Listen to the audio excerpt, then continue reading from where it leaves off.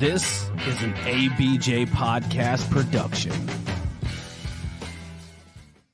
Join us. Would you kindly join us at the Cult of ABJ Discord community? We'll see you there. Join us.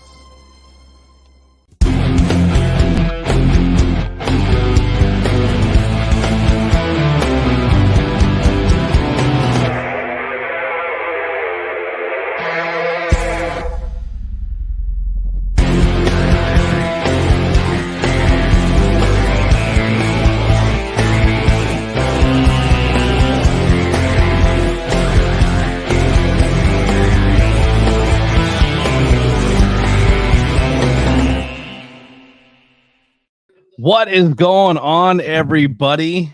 We are live, back with Hangout with ABJ, AEW Dynamite edition. You're probably like, where have you been, ABJ? Well, listen, I started a job, trying to get that situated, trying to get that going. It's been really, really good. I really enjoy where I'm at now. Probably, honestly, my favorite job I've ever had. I really like it. And yeah, I'm just stoked. I'm finally going to start some paychecks here and coming in soon. The channel has just been remonetized, so super chats and donations are wide open once again. Before we get into that, also want a huge thank you to our memberships, World Champ Level Freak Maniac and the Grand Slam Raz.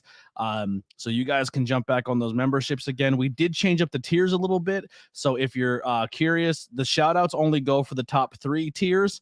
I feel like it's a lot easier than going through the entire list every time to make sure who's all there and stuff like that. But I did put some things out there that we can do to still compensate for that. So the first tier membership will have, sorry, let me pull it up real quick just to make sure we're on the same page. First tier will have priority to read comments. Mid card will also be priority to read comments. Member shout outs at World Championship level, Triple Crown and Grand Slam. Triple Crown will find out episodes before everybody else, and Grand Slam will get early access to videos before everybody else. The Grand Slam tier right now is going to have some brand new 5 questions with ABJ that will be going till now to the end of July. 5 questions with ABJ is getting completely revamped. Not completely revamped. The same 5 questions for ABJ will still be there, and the bonus question. But now we're going to do different versions of 5 questions with ABJ. We're going to do a Not Cool in High School version, a Not Cool in High School horror version, a Bangin' Beers version, a Blazing Buds version, and also a Tornado Tag version of 5 questions ABJ. So not only we'll have conversations with people about their goals and stuff, there'll be some fun ones mixed in there. We have tons of new content coming out. Make sure you hang out with us this Thursday, as myself and Sonny DeFarge will do a complete review of Terminator 2. The reviews will be done differently too. They will no longer be scene by scene breakdowns. It will be a lot different. And then we'll be back again on Sunday to redo this one because we had some bad weather and things going on this weekend. So Slamboree 94 will be on Sunday, and then we'll be back again on Monday with Hardcore, and that'll be our first episode of July. I am reached out to a bunch of guests for the month of July.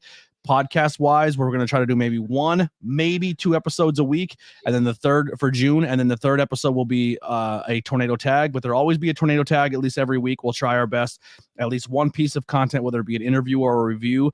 And then I'm going to start filming stuff when I get a new camera, and some Bangin' Beers are going to start coming out. You're going to see a lot more content showing up. Not all of it will be live, so I still need you guys to show that love and support to the content when it's no longer live and it's just stuff that you can watch. Pretty much all I got when it comes to housekeeping side of things. I appreciate you all for the love and support. Huge thank you to High Tension Wrestling for having us on their channel as well. So make sure you head over to High Tension Wrestling on YouTube and subscribe and help them hit their goals and watch hours and monetizations. And then, we're about to start for AEW Dynamite. I want to bring in, I do have a guest joining me here tonight. He's very, very excited because, I think I didn't see the pay-per-view. I've seen bits and pieces. I've seen highlights. I have not watched the full pay-per-view. I will do so. This weekend I was in Virginia with my brother, so I missed King of the Ring and Queen of the Ring. I missed Double or Nothing, and I didn't watch Monday Night Raw. So we literally got hit with a tornado Monday night. So I'm a little behind on wrestling, so be patient with me. But we're gonna be watching Dynamite nonetheless. But let's bring in our guest, who's super excited because his boy from Long Island just came back to AEW. Let's bring in last week,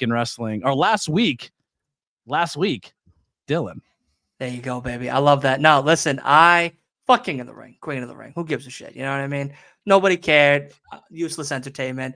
Only thing that mattered this weekend, besides your safety, of course, from that crazy weather that y'all were having, is none other than Double or Nothing. And of course, that being the really only thing that mattered this whole weekend is MJF coming back. My next door neighbor, Peter Luger's owns finest and client for sure in the New York area. I am very happy to have him back. I'm happy that he doesn't have to do that crazy surgery that we all had to worry about.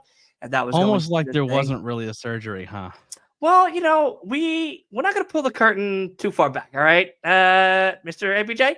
We're just You going literally, to. you said to me, you're like, I don't think ABJ is coming back this year. I think his surgery. I'm like, you'll see him soon. Yeah. You'll see him soon. Some people, you know, Jordan hit threes and won championships. LeBron kind of just comes around and hangs out. You know what I mean?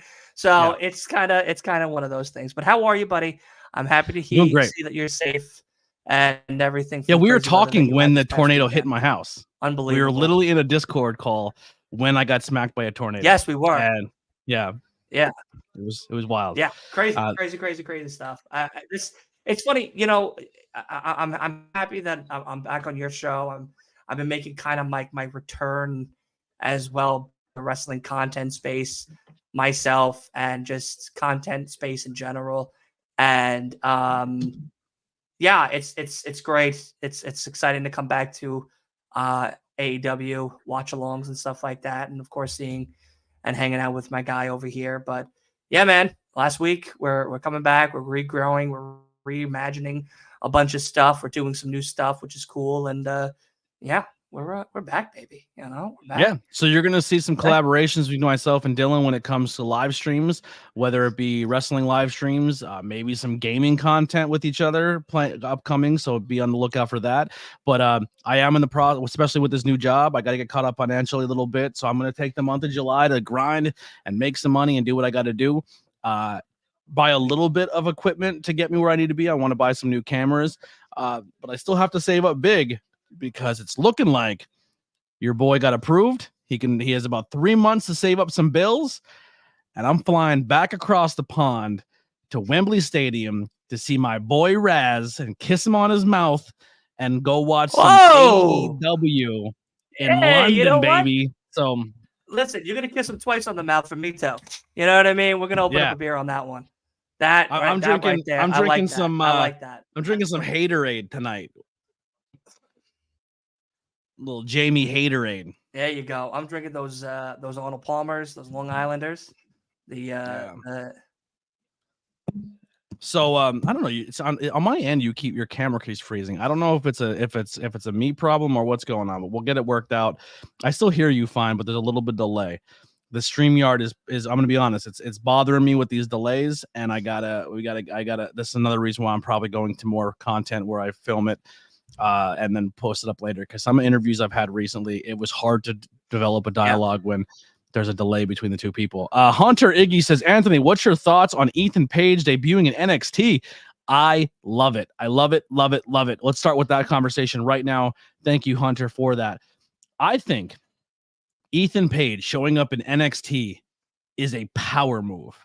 And I think it shows that NXT is going to start bringing some people in who may not be used on the main roster right away, but can make NXT a powerhouse division again and make NXT one of those brands where it's just as good as the main roster and it's just exciting. Ethan Page is a NXT world champion within a year. He has everything you need to be a world champion, and unfortunately, that would have never happened for him in AEW. But him being in the NXT brand, he's a world champion, and he will get that very soon.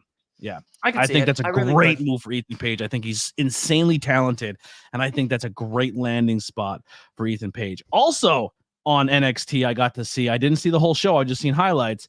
Jordan Grace walks out NXT with the TNA championship and challenges Roxanne Perez at the next pay-per-view, champion for champion. We are going to get an NXT world championship versus a TNA world heavyweight championship.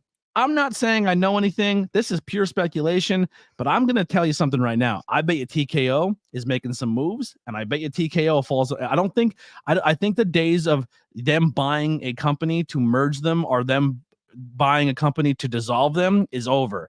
But I could definitely see TKO saying, let's buy another brand here, put that all on the same network, more content, more pay-per-views.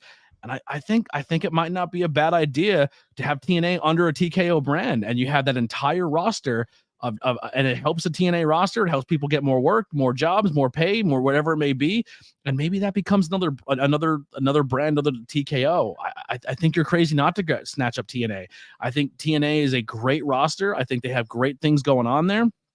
I think Dylan's stepping away for 1 second. So we'll go ahead and remove him from the screen until he comes back. But I think it's a good move. I think TNA and NXT working together is a dream come true. And I think some of the people over there can really elevate that brand. And I'm going to be honest, if the only thing that holds me back of watching TNA is that TV deal where I can't really see a lot of the content. I can't see from week to week. But if TKO can put TNA on a weekly television where I can consume it, I'm in. And if they collaborate NXT and that's kind of a battling ground there, I'm with that as well. I think it's a cool thing. It makes it exciting for me. I do too. I think we're at a stage now where a lot of these once used to be just a YouTube or on these competitive edge, trying to be the best promotion to give their all-stars the best of the best. And that, of course, always being WWE being on the top of that food chain. Now having that collaboration with someone like a Triple H now at the helm and being able to be a little bit more open and free working with others, especially in TNA, gives us a new era of wrestling that I think we needed. You want to boost TNA's ratings? You want to boost TNA's desireship to go there? Say it's under a TKO brand. Say you get to work with WWE. We have an opportunity now. If this is a thing, we could see Speedball Mike Bailey in NXT. We could see Ace Austin in NXT. We can see Sami Callihan in NXT. We can see Moose in NXT. We can see Masha Slamovich, Killer Kelly, like Su Yung. What? Like, this is amazing. This is really, really good for pro wrestling. TNA, listen, New Japan, AAA, and AEW working together is beautiful. TNA and WWE, that's exciting. That's really exciting. Yeah. I'm here for it. I think, listen, regardless, stop your tribalism. What company's better? Who's better for what? Who's doing that? Who cares? Let's enjoy some fucking pro wrestling. And not only that, I just said an F-bomb. There goes our monetization.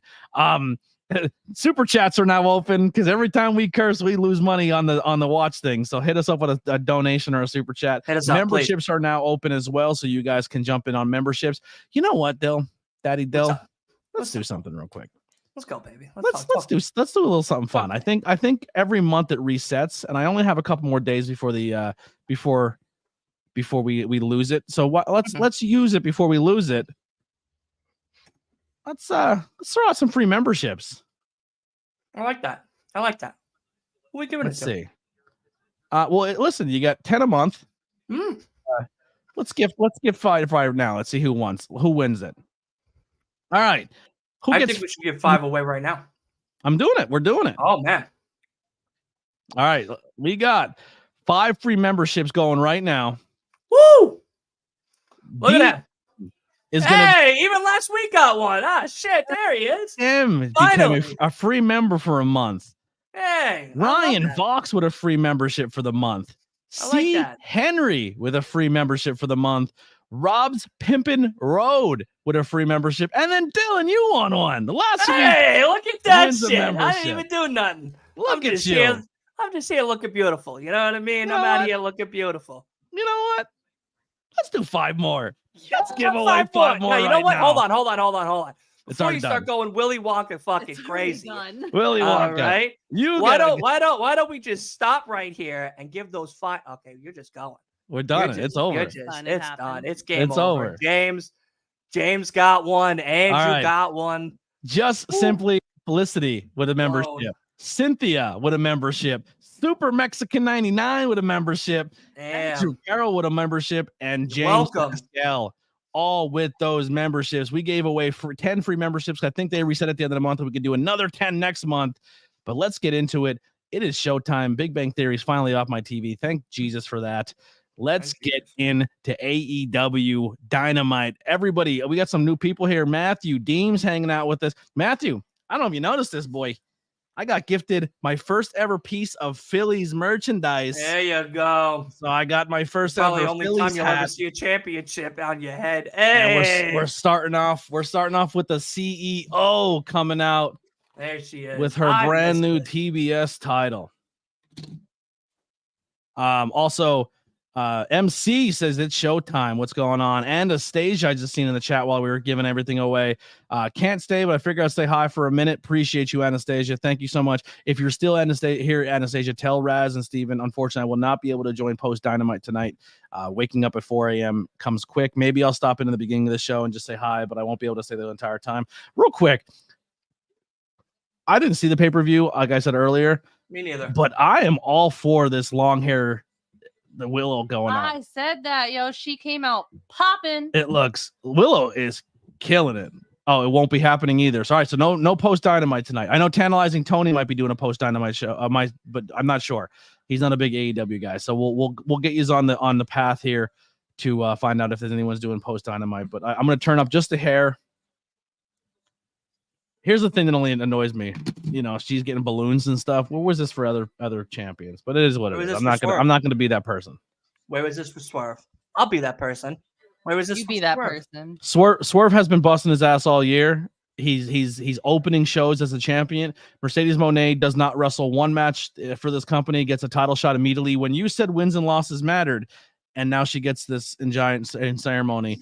I hope it turns her heel, but I don't think they're going to do that because I think it's a giant cop out. But she should definitely be a heel. Her music sounds heel. Everything about Sasha is Mercedes is a heel. She's a heel everywhere. She's a better heel everywhere she goes, and they're trying to make her a babyface, and I think it's a bad move. I agree. We're gonna turn up just a hair. If you can hear my TV too much, let me know. No? Yes? Good. I just hear the monitor. That's it. I mean, I hear the TBS app through my headphones as well as you. So, all right, we're good. Do you hear me? You hear my coming through my headphones? All right, good. Hold on, let me turn mine. Mute. South Jersey Pro Wrestling, what's going on? Thank you for coming to hang out. Make sure you guys are hitting those thumbs up buttons. First live stream back in a minute. Happy to be back. Happy to hang out with y'all. We got 9 people watching, I believe. That's pretty exciting. Well, 7 on YouTube, a few on other channels. People hanging out on the HTW Network side of things. Thank you all so much. No, I don't hear it. All right, good.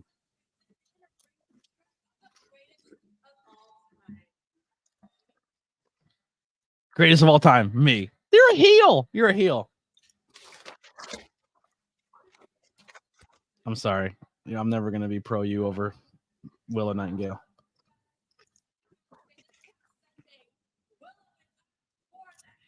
Matt Deems, what's up, bud? You know what? I'm proud of her for saying that. She didn't say she did. She said her and Willow did. She said Willow and I. She said Willow was. Yeah, she said in the post press conference that Willow has been her favorite opponent she's ever worked. Wait, so you didn't watch any of it? Do you know that Chris Statlander? Yes, I know everything that happened. Yeah, I just didn't see. I was spoiling it for you before you got a chance to watch.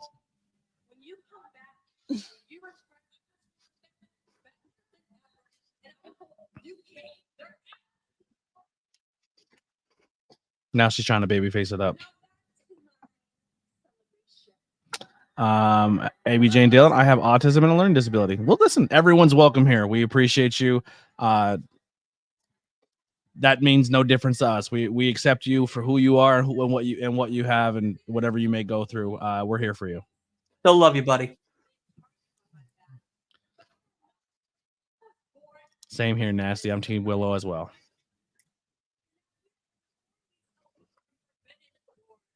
Four weeks away from Forbidden Door. They're pumping them out. Well, yeah, I'm trying to go.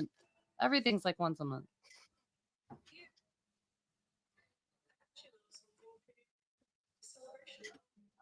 That's sky blue.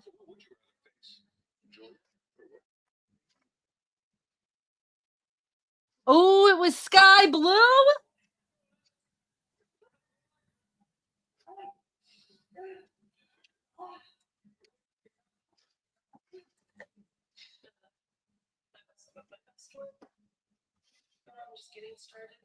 I can't tell if it's a blue light on her face or if her face, if she's half painted.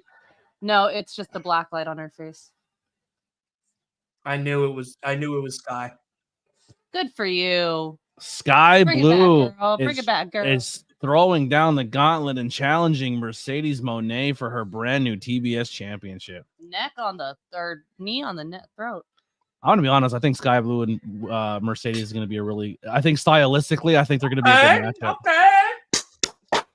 You get it, Sky. Go get that shit. I think that's a good matchup for Sky Blue. I think and Mercedes. I think in-ring chemistry has a lot of potential there. Yep. Kai, what's going on? We just started off the show with Mercedes Moné coming out and giving a promo saying 4 weeks from Forbidden Door, and Sky Blue says she was the one behind the attacks and comes out and attacks Mercedes Moné, giving her a pretty much a clear path to the championship.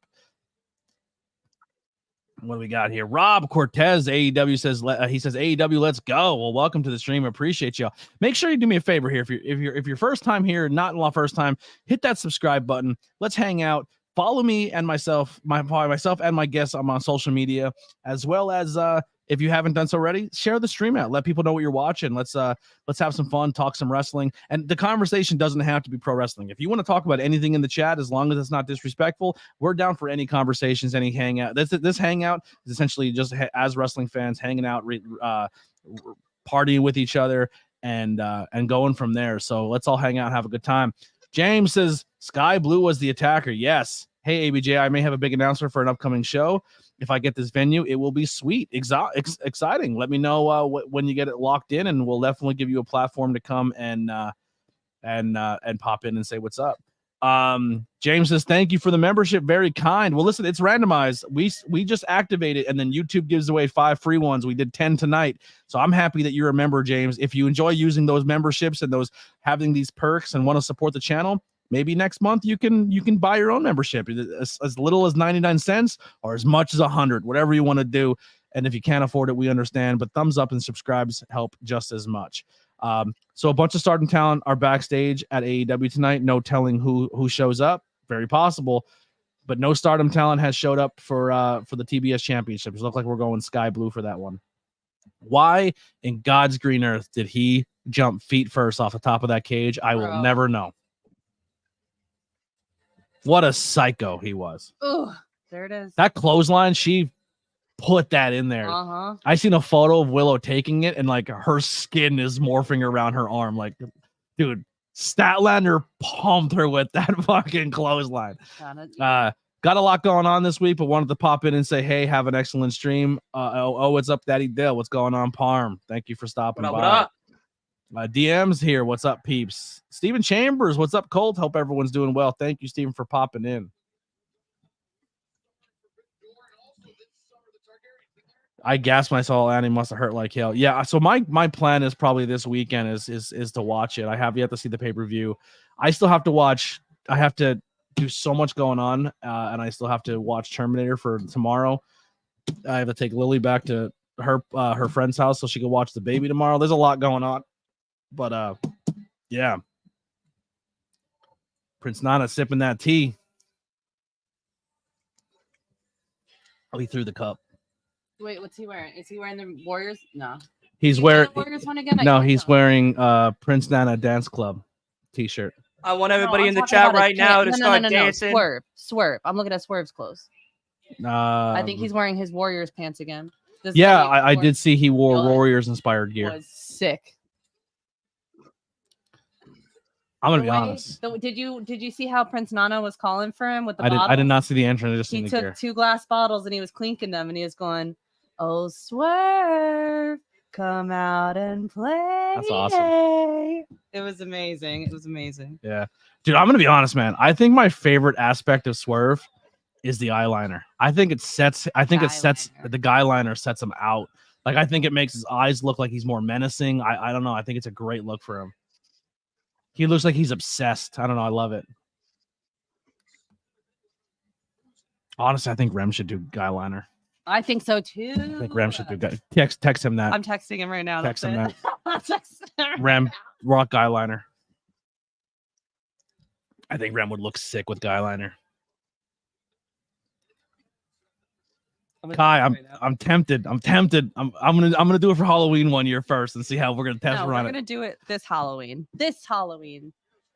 I'll do it with you. You want to do some guyliner with me? We'll do a guyliner stream. Absolutely. We're gonna do a break social norms stream. We're gonna do all the social norm stream. Yeah.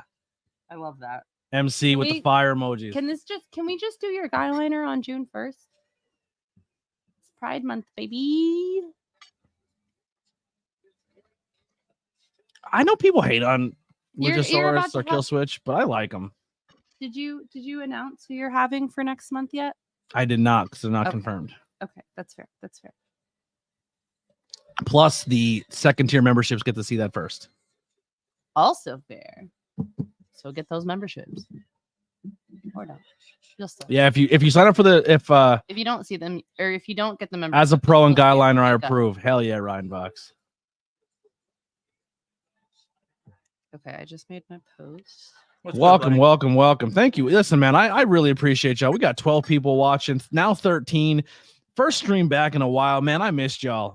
I can't promise you this is gonna be every Monday. This is gonna be every Wednesday, every Friday, but I'll keep you up to date. Hit the bell notification so you know when we go live. Like I said, content is coming strong, coming through. We have so much cool stuff coming, man. I'm really excited for different versions of 5 Questions with ABJ. When I go to so I plan on going to cons this year or going to some really cool places to do some cool things. And I kind of feel like if I go to a bar and do 5 questions and everyone's drunk and I'm like, what's your goals in life? You know what I mean? It's not going to hit as hard.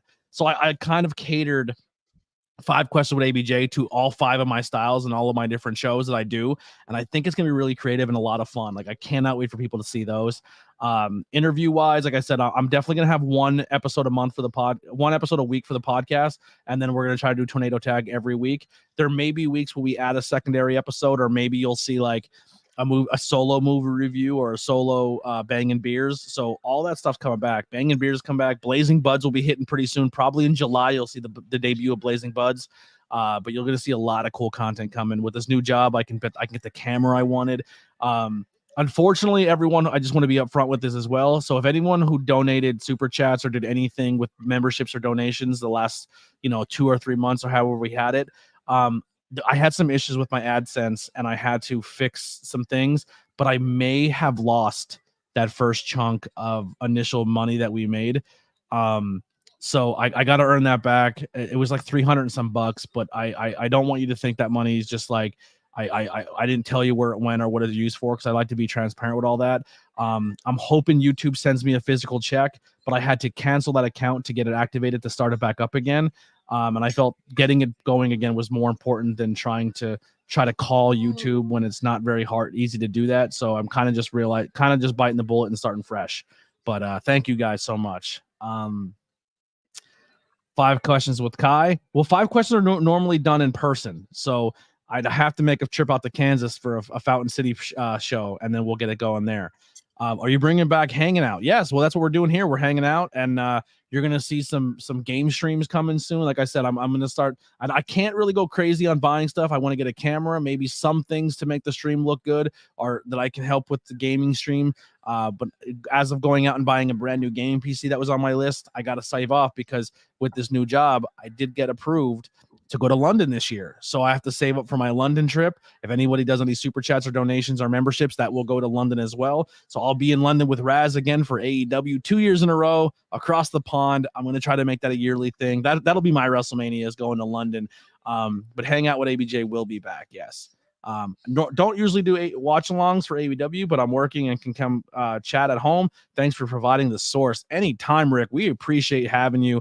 Once again, if you guys, it's your first time, hit those thumbs up and hit those subscribe buttons. We're on the path to our first 200 members after hitting that 1K. So let's grind and get those subscriber counts up. Tell people about the stream. Share it out on social media. Tell people to come in here and subscribe. We're not just doing is Taylor Swift after or before? I don't remember if it was before or after. After or before what? Hopefully it's AEW. before to get that trash out of there. Hey, listen, as a new Swiftie, don't you dare. All right. I'm not trying to get smoked with that crowd. You know what I mean? I hope Patreon's still working. Seems like a decent. Yeah, so Patreon is still available. I need to figure out a way to make Patreon work for everybody else as well. I will figure that out though. I have tiers set up for the YouTube side of thing. Patreon, I kind of have set up that you can do any donation size you want. There's not like you have to pick a donation tier. You can just do whatever you want on Patreon. I'm going to leave it up, but that's kind of just general support, anyone on the Patreon side. But I am going to find ways to integrate the Patreon as well as everybody else with the donations. So I do appreciate my Patreon support as well. Thank you, Ryan, for bringing that up. I think she's thereafter. Yeah. I miss you so damn much. You look fantastic. Thank you, Chubby. That means a lot. You know, it's been things are looking up. You know, I got a car again. I can travel. I had to clean up my beard. I look a little rough there, but I got this new job. I love this new job. I'm having a blast with it. It's really, really good. I got to go see my brother and his wife in Virginia this past weekend. You know, things are looking up for your boy ABJ, and I really appreciate all the support you guys have been giving me the past couple months. Cheers to this. The support you guys have been giving me and keeping me mentally checked. And I know I don't get a lot of big numbers. You know what I mean? I'm not. If I break 50 to 100 plays per episode, that means a lot to me.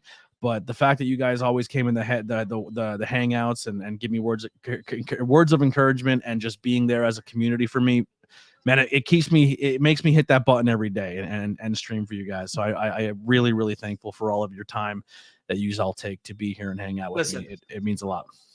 Listen here, Mr. ABJ. I'm listening. If you do, let's just say, hypothetically, you decide to do watch-alongs once a week. Yeah. Just for AEW on Wednesdays. I'll join you. Okay.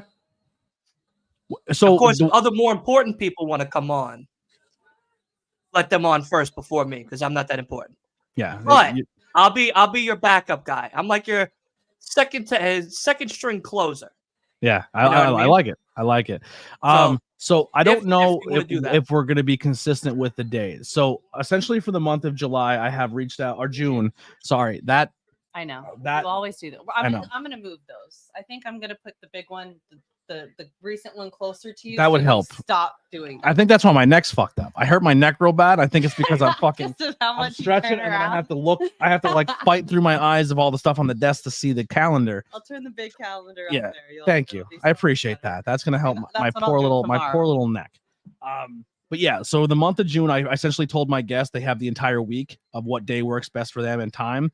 So it might not be every Tuesday or Thursday it was in the past at 9:00. It may bounce around. So make sure you have your post notifications on so when we do go live for future content. If you decide to do one, I'm down. But if I don't have someone who schedules something for a Monday and I got nothing going on and I'm watching Raw anyway, I'm just gonna jump on and do a hangout. If same with Wednesdays. If I'm gonna try to do them every day. Probably not so much on Fridays during the summertime because I want to hang out and do things on Fridays and go make some content and go hang out and do some stuff. So Fridays may not be consistent every time with SmackDown, but you know, Sundays will get your recap with everything that's going on with wrestling on Tornado Tag. So listen, you let me know. You got my number. I'm in the Discord. Yeah, I'm around. I can make it. If I can make it happen, Captain, I'll make it happen. Here's the thing too. Oh shit! What was I gonna say? I completely forgot. I don't know. There was a thing. I was gonna say something really cool. Here's the thing too. I was gonna say something really I don't cool. know. Maybe if I said it like I don't know if you guys all seen it on the announcement on Tornado Tag, or if you got maybe this is the first time you're hearing this, but this is one I'm really, really excited for. So it's probably my most watched piece of content is Tornado Tag. Like it has the most listens on the audio side, the most plays on the video side. People really like Tornado Tag.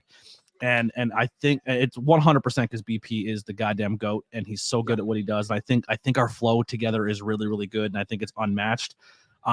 So we're adding another layer to not just watch alongs of old shows. We did miss Slamboree 94 and we are bringing that back. We are doing that this Sunday. That is this Sunday's episode. But we're going to do a whole new series on there too, where it's going to be one day a week. And we're going to do Tornado Tag what ifs. And the what ifs are going to be BP is going to fantasy book an era or a moment in wrestling but what if Hulk Hogan was replaced by Kerry Von Erich, because that was a rumor. The rumor was if he can get Kerry Von Erich, he probably would have went Kerry over Hogan. That would have changed the dynamic of a lot of stuff. The first one we're going to do is, and we're up for suggestions or ideas as well, but the first one BP chose is, what if Ric Flair jumped to the WWF in 1998 instead of 94?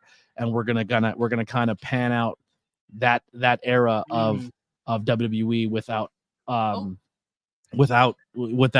version. I'm really, really excited how that's going to play out, because I think it's going to be a really creative way to do it. I think that show's going to be a lot of fun. I hope people really grasp onto that, because I think we're going to do something very unique and different for wrestling content. Swerve's shoes are also coming out soon. That's who it was. Swerve's getting shoes. Swerve has shoes, my guy. He has Swerve shoes. has shoes. Swerve has shoes. I posted them on my Fighting with Fashion page. Y'all should check that out. You know? Can you buy them? No, not yet. They're in the prototype still. I'm buying Swerve shoes. I want Swerve shoes so bad. Here's my thing. I'm not a sneakerhead, but if wrestling, I'm buying Young Bucks. Like, if I get the money and they're not, are they available? They were available next day. He said, "Hold on, y'all. The stream is gonna have to wait a second. I'm looking for something." I'm just curious how much they go for. They're available on Champ Sports. They literally dropped. That's the not next it. day. That's not it. On look at them. Adidas. Was it Adidas? No, Reebok. Reebok. That's the one.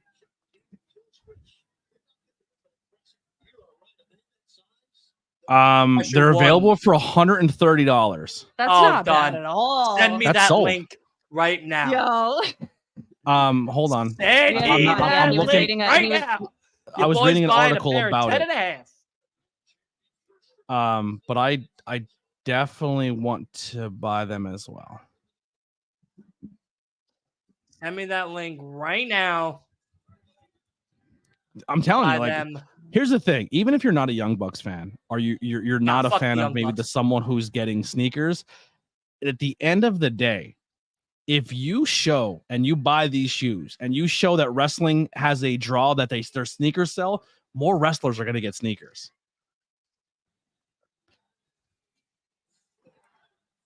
What If sounds great. Love doing stuff like that. Hell yeah. I'm really pumped for that. These hangouts really help me get my mind off things. I'm glad they're back. I love you to death, Steven. Yes, Steven, I don't know where your situation is or where you're hanging out at tonight, but if you want to stop in, because I don't think you're doing a post Dynamite show tonight. So if you want to come in, let us know. We'll get the link out. I love that kill shot move. I think that looks so good. Here's the link, Daddy. Though we'll put I'm not gonna put links anymore in the chat, because I also heard that putting links in the chat, it messes with your. You DM me that fucking link right now. I get paid in 2 weeks. I'm probably buying a pair. I hope to God they're still available. I'm gonna put them in the wrestling chat. Okay. On the Discord. So if anyone's interested, they'll be in the wrestling chat. $130 for the shoes is not bad. Not bad at all. That's not a huge asking price for me, at least. Oh, he's in the cut. He cut it. These are the Young Buck ones. Because they took off his dread. They ripped his dread out. You remember that? Yeah, but he cut the hair off the mask. He didn't cut his real hair. You don't have to call that out, Tony.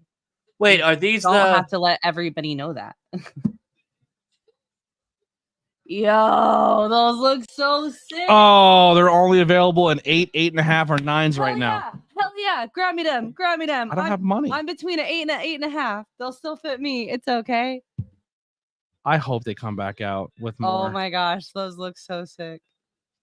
I can wear them. Those can be my Pride shoes. I am wearing those fucking Those are freaking rainbow. You need those before Pride. Dude, I love them. You know what's funny? Straight garbage. I always wanted a pair of pumps. I've never had a pair of pumps. Well, that's what they are. You never had a thing of pumping ups? Never, bro. Growing up, I couldn't get fucking cool shoes. Come on.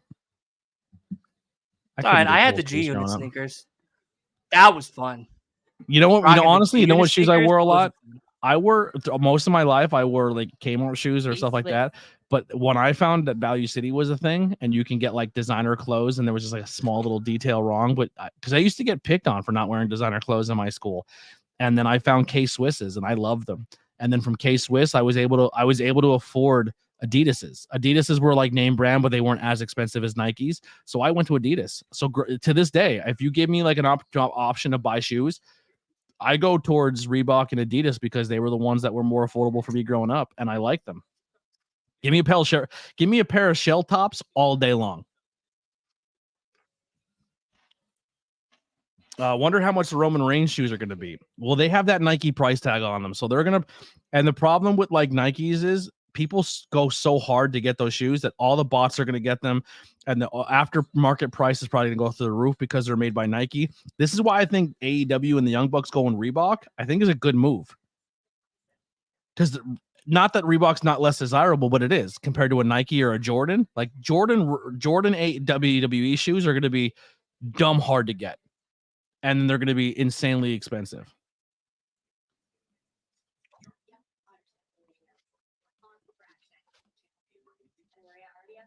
Yeah, but I'm pumped. What? So you're not buying the Young Bucks shoes? You don't like them? Fuck no. You're crazy. No way. What wrestler out there? ABJ needs his own line of pumps. You're out of control. Actually, I would want shell tops. If I had a shoe deal, I would want shell tops. But they got to be high ankle shoes though. The high ankle shell tops. Yeah. High tops. Yeah, I don't like the low cut ones are fine, but I like the high ankle support shoes. I feel that. Yeah, I'm old, man. I gotta have. Listen, I bought Scar Fideli's because of MJF. Yeah. You should. If MJF comes out, are you gonna wear your scarf? Like your scarf is done now, and he's back. Yeah, I had them, man. I'll wear it right now. I'm dressed up to the Niles right now. I'm dressed to the Niles right now. My custom MJF Witchcraft by Lily scarf. What do you think is going to happen to the TNT Championship? That's if Adam Copeland's going to drop it. How bad's the injury? We don't know. Tibia. Huh? Tibia. It was the tibia. He broke his tibia. He broke it. Yeah. Broke. Did. Yikes. Who would Steven, it's in the pro wrestling Discord on the Cult of ABJ. Yeah, it's only available in 8.5, and 9s at this moment. I hope if they you make got little feet. Yeah, you got a little pair of sneaks. TNT title needs to be handed to Perry. Easy heel thing for the Elite to do. I don't mind that. Jack Perry getting the TNT title. Oh, the link to come and hang out. That's what he's talking about. Oh, not the shoes. I don't think Stephen Chambers cares about. Iron Claw was such a great movie. Where's Steven at?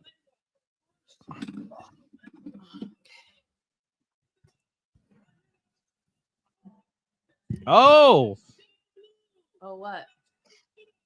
Oh what? So we're getting that match tonight. That's not going to be a pay-per-view match. Mercedes Moné is going to wrestle on a Wednesday. What? Oh. There's a tree in the ring right now. I don't know if you noticed that. There's like a tree. I think we're getting an Orange Cassidy promo or something. Why do you think Chris Jericho learning tree? Yeah. Oh, yeah, good call. That makes sense. Add into the state. Whoa, look at the haircut on this guy. Yeah, look at you. Wow, you got a weird shaped head when your hair's cut now, John. Yep. He said yep. Yep. We're gonna put you on the babyface tunnel, and we're gonna put Dill over there on the heel tunnel. How you guys doing, my friends? We're doing great, Steve, and I appreciate you stopping and hanging out with us. Well, thank you for having me. Always. If anybody else at one point maybe wants to join, I'll have somebody come in as a guest. But I think right now we're gonna rock with the 3 and do that. Someone is interfering in that Mercedes Moné match. My guess is Stephanie. Oh, there you go. I think that'd be the move, is to set like I think Mercedes getting attacked twice in one night might be too much, but we'll see how it goes. Oh God, a Jericho segment called TV Time. Oh crap. I was in 2016, but I'm happy now. Awesome. Oh, you're ahead of us, Steven. Sorry. Rick 71 subscribe. Rick 71 with the brand new subscriber. Woo-woo. Where's let's, We need a bell. I don't know if you guys did you hear that? Did that come did. through? Awesome. We got sound effects.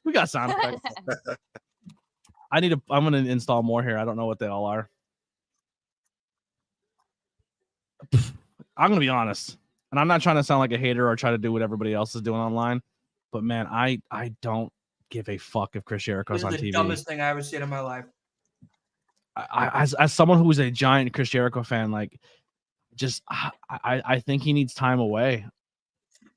I think he's not what like it's go away heat. Like, I know what he's trying to do is he's trying to say, oh, I'm doing my job. Everybody hates me. Nobody wants me on TV. But you're doing that now after people already were sick of you. It doesn't have the same effect. You know what I mean? You can't. Yeah. Everyone can't be like, we can't stand you, and then you're like, oh, I gotta lean into this, and then I can say I'm doing a good job. No, people are sick of seeing you because they're not interested in what you're presenting. But I'll tell you right now, I think Chris Jericho gets his Forbidden Door TV his matchup right here.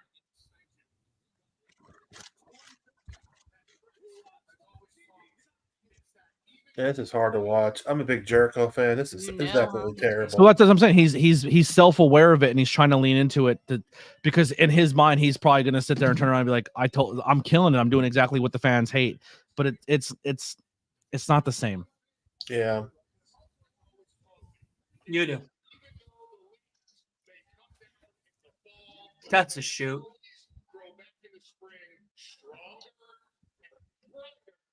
Oh, he's got a new.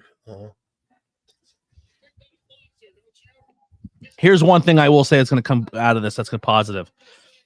It's good to give Big Bill more TV time to people see his charisma. I think Big Bill is killing it in this faction, even though Jericho's not. If that makes sense. Ew, Yeah. no, it's not. Is it really? No, He's saying his t-shirt's the number one shirt. it's not. Now. He's being a dick. Yeah. And if Brian Keith gets the same aspect, I'm cool with that too. Mm-hmm. Yeah, I like Brian Keith.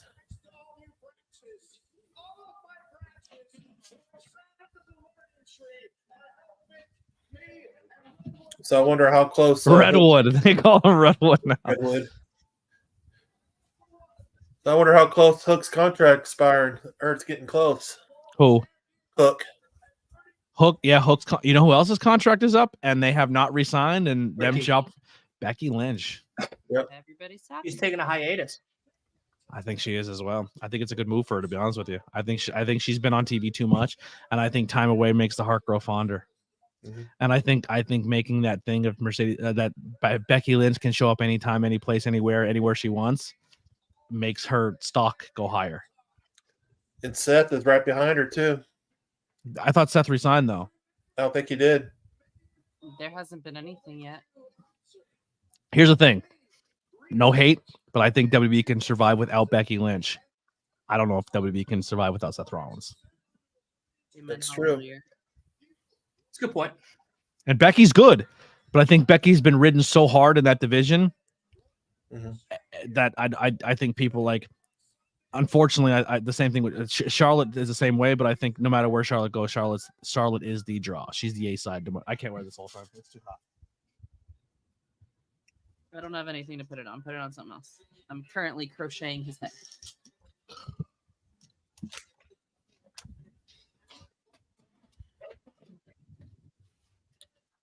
I do like that Brian Keith's getting some love here, though. So I will give Jericho credit that Brian Keith's getting love. Yeah. I would ask. Man, I'm really surprised though Ethan Page is in NXT. I think that's a great move. Yep. Oh, lost down. Yeah, if you're not on camera, I'm going to remove you from the screen just to kind of give some continuity there. Yep. Yeah, I think Ethan Page is. We were kind of talking about it earlier. I think he's NXT champion soon. Yep, I agree. I didn't think he would go to E. I really didn't. So I was getting a snack from the other You're side. good. You're good. I think he is a great fit. Now we're gonna put him back My in apologies. the babyface tunnel here. Yeah.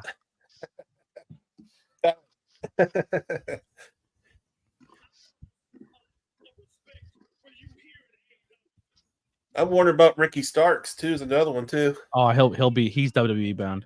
Yep. Jeff Hardy's contract ends soon too, so you'll probably see him pop up in TNA. Yeah. Now Jordan Grace in NXT. I was just saying earlier, you're going to get possible speedball appearances. Ace Austin in NXT. I don't know. Speedball told you or not, Anthony. His contract is up soon. Very soon. Yep. It's a good leveraging chip. That guy got a lot of power under his belt. Ace Austin just re-signed. He's there for the foreseeable future. Yep.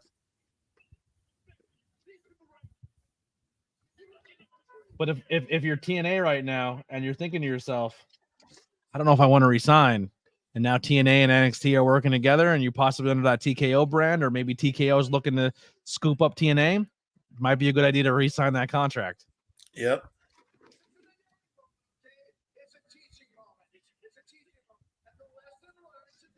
I wonder how much Jordan Grace has got left with TNA since she's doing NXT appearances.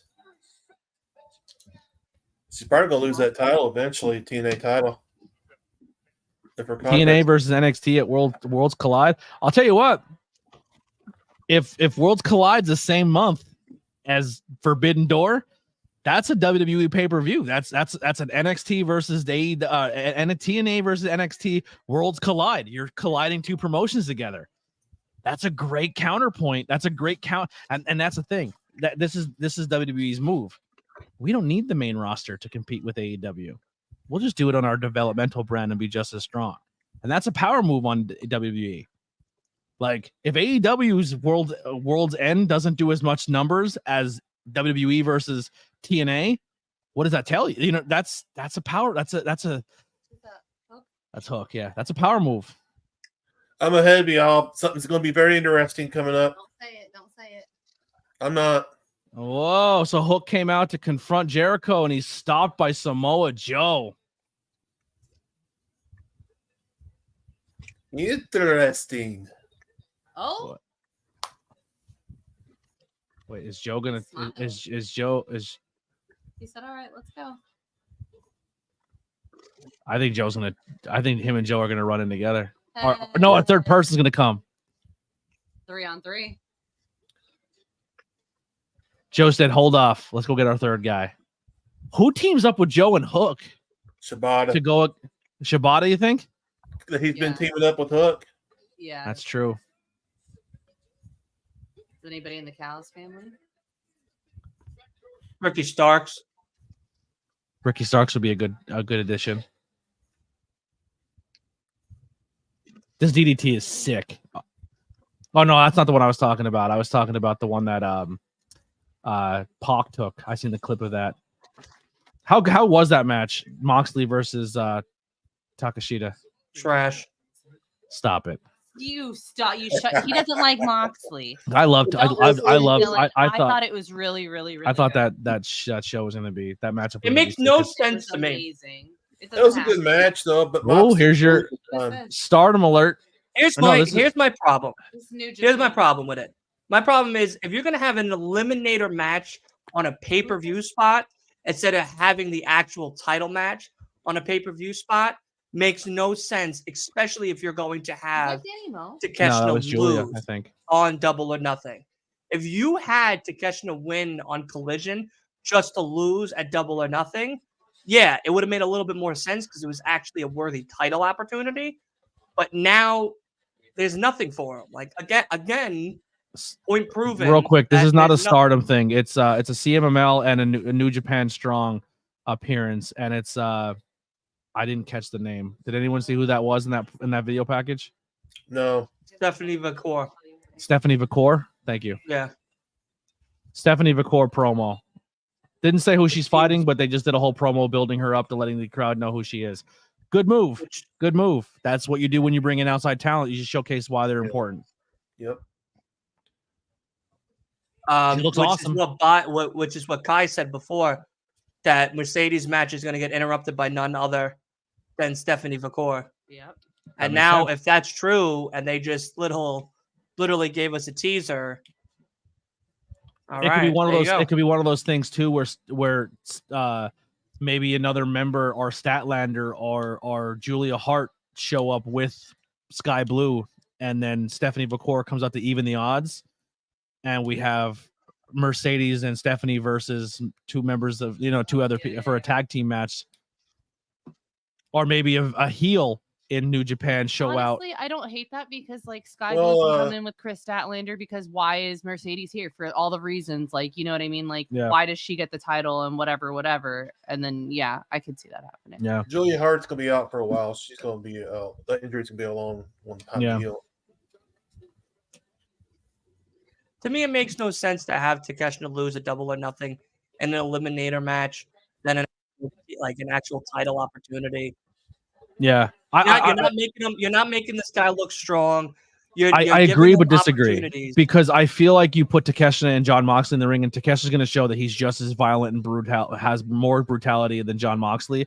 And I think if they go out there and showcase that, it still shows that he's a strong competitor. How many more matches are you going to give Takeshita against top talent, whether it's in AEW or in New Japan or even CMLL, and have him put on an amazing match just for him to continuously lose, then propel him to get a couple of wins and give him an actual You're gonna hate what I'm about to say. You're gonna hate this. You ready? Just because, who was in that? Who was in that same booking for almost 2 years? He went against every top talent in the company and lost to every top name. Just admire. And now he's the biggest guy in the company. Swerve? MJF. Oh, yeah, but you can't. MJF lost every major guy to the company. It's not a difference. There's a difference. There's a MJF showcased what he can do as a talent. Ability. Yes. Takeshita's ability against MJF's wrestling in-ring ability is not even close to one another. Yeah, Takeshita's better. Takeshita's better. Yeah. Takeshita 100%. I think MJF's more well-rounded and can do different styles. Takeshita is a Japanese strong style and does it very well. Yeah. Takeshita can go out there and swing and hang from the fastest to the slowest. But here's the problem with Takeshita. When you're the world champion and you get that accolade, you got to be able to carry that ball on the mic and as a character and as charisma. Takeshita you could be the greatest wrestler in the world, but if you don't have that other element, you're not a world champ. You can't also just copy and paste what they did to MJF to do then to Takeshita in 2 years. Sure, but Takeshita can still be that guy who at any point in time can be a world champion contender and beat the hell out of your champion. An international champion for now, a TNT champion for now. That'll come. Tag team champion for now. That'll come. You could make him anything right now to make him in a better setting than. But the reason you're saying that is because you were able to see him showcase against top talent, and now you believe he can be all those things. But I believed in him last year when he wasn't showcasing against top talent. But more people are now seeing that in him. So when that time comes, you're preconditioned to know he's a top guy. But he proved that prior to that. I know, but you have to realize in the wrestling world, you have to sell that to the American audience. They don't know who he was. Right. No, I get that in that aspect. But since he's been a part of AEW, whether or not he's faced top tier talent, Takeshita is somebody that can take the ball and run really far with it. In ring, yes. On mic and as a character, who knows? Family could be an elevated faction in AEW where they could be dripping in pure gold from Powerhouse Hobbs to Kyle Fletcher to Takeshita. If they add Orange Cassidy or whoever else in between, they get a girl in there like a Mercedes Moné, a Willow Nightingale, a Chris Statlander even, and have that new division that they're trying to poach.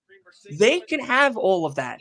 But if you're going to continuously only give him the carrot and never actually give him the carrot and just dangle it in the guy's face. Sometimes the carrot is getting the exposure over the top guy. But the guy's already had exposure. Yeah, but it's never a bad thing to always be at the top and competing at the top. Whether you're winning or losing, you're there. But you could also say that somebody like Shelton Benjamin. But here's a problem. Then you would give him the title. And then he flounders as a champion because he doesn't have the charisma. Then you ruin him. You ruin him more than giving him the title and giving him the win. With Cal's family. What I'm saying is, Dylan, is sometimes getting the championship is the worst thing for you as a person. Forget the championship. Give the guy a win against somebody that's a top talent. He does. He wins every time until he gets to that big guy. Iron Sheik had more losses against top guys, but he made the top guys more relevant because he gave them great matchups. No, that's the job as a heel. This is my opinion about the Shida. Excuse me. He should have had, in my opinion, when he debuted, the fans didn't recognize who he was. Like you said, Anthony. This is my opinion. I think he would have been perfect for the international title, work his way up. Yeah, but I mean, but if you look what the international title wasn't being floundered that entire time either. Orange Cassidy was killing it with that. Like it comes to your time and place. And Kai, I get what you're saying because you are a big New Japan and Japanese wrestling fan with that title. Yeah, but no, he didn't. Orange Cassidy elevated that title to where Orange Cassidy made that title so. He didn't elevate it, but I'm saying after a while of consistent title match. He made it a work rate title. I already know. I at one point I wasn't even watching the beginning part of the show because of the fact that I already knew it was going to be an international title match with Orange Cassidy. That's crazy. That's a mistake. It's not though. Because I always knew the outcome. The outcome was the same. He was going to have a good beginning. He'd start losing it a little bit in the middle. It'd be like, oh my God, he could possibly lose it. But you can say that for any wrestler. You can boil any wrestler down to that and say it's boring. I hate it. Well, at the same point though, you could have had, if you had to catch and beat Ospreay at Revolution, that would have made a difference. You would have elevated the Don Callis family at the same time and putting Takeshita at the top of the food chain, right there, coinciding one another. You could have then had him face Bryan Danielson at Double or Nothing. You could have had him face somebody else and become this somebody that you need to keep your eye on. Just because you're giving him these big moment matches and giving him the look that he already deserves, even if it is a loss, in a way still hurts his wrestling performance as his length continues on for AEW. As a watcher, for me, as an American, watching this type of wrestling style from someone that's coming from New Japan, if I'm watching some guy that could put on a 5 out of 5 match, an absolute banger of a show, and continuously lose, I'm already going to know what his next match is going to be, even if I don't watch it. He's going to put on a great style. He's going to be a great performer. He's going to sell the shit out of me. He's going to make me want him to win, and I'm going to cheer him on. And then the bell rings, and he's on the floor again. And that's it. And then we're going to go a couple of weeks without him not being around. And then all of a sudden, it's going to be a build again on a Rampage or on a Collision. And then it's going to be a big moment. And the same exact ending happens again. And for me, it doesn't seem like – it seems – like they know, I understand they're trying to possibly rebuild that imagery of what they did with MJF or whoever, and giving him this opportunity with these big names are perfect, because not only are they showcasing their big major talent that they're putting on TV every single week, but they're also giving him that spotlight to put him on TV every single week. Helps both sets. So is there any championship run as of right now that you would have changed and put him in the driver's seat instead of the people who we've seen in the last year? Orange Cassidy, I would have put him. So wrong. I'm not. Because if you had Orange Cassidy and Takeshita go one-on-one, it would have been an interesting 3 matches. So if you're running a company and you're here to make money, who's selling more T-shirts and merchandise? The one that you could always sell, and you could sell. And that's what it's the wrestling business. It's the wrestling business. I could sell both of them. You can't. No matter how good Takeshita is in the ring, he's not going to outsell merch on Orange Cassidy. But Orange Cassidy made that belt. Orange Cassidy made that belt so popular, and now Will Ospreay's going to take it to the next level. Ospreay's going to do whatever belt he wants to do to the next level. But if that belt was a joke Will Ospreay. Before that belt was not as popular until Orange Cassidy had it, and then feuded with Moxley, and then took that feud, and then that feud went to Roderick Strong, and now the Roderick Strong dropped it to Will Ospreay. Roderick should have kept it. I think there's more. I think there's more coming for. But here's the thing: you can now send an AEW title with Will Ospreay all over the country, and now you still free up the world title, so you don't feel like you're dropping at the Swerve. Or he doesn't even need to win the top belt. You could have you don't sign all that money to Will Ospreay to put a title on him.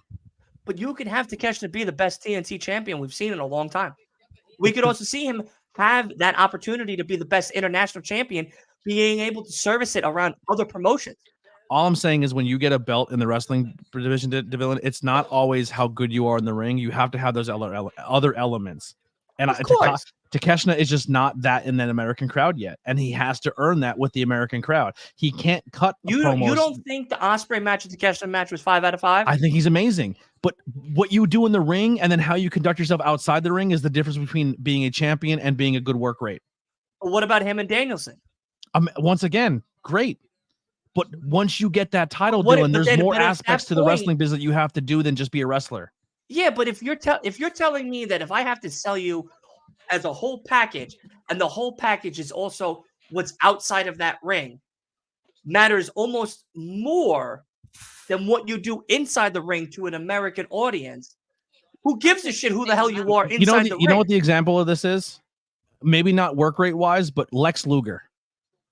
Every time Lex Luger looked like a professional wrestler, but when he got the title, he drew no money because he had no personality or charisma to make money. No. But everything else about Lex Luger, when he was between those ropes, he sold. He was good. He was everything you wanted to be, but he wasn't Ric Flair.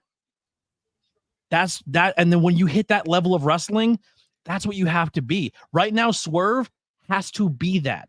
And if he's not, they move away and they go to the next guy who can. Mm-hmm. It's not just about how good you are between those ropes. You have to have the other elements. And Takeshita in the American audience does not have that yet.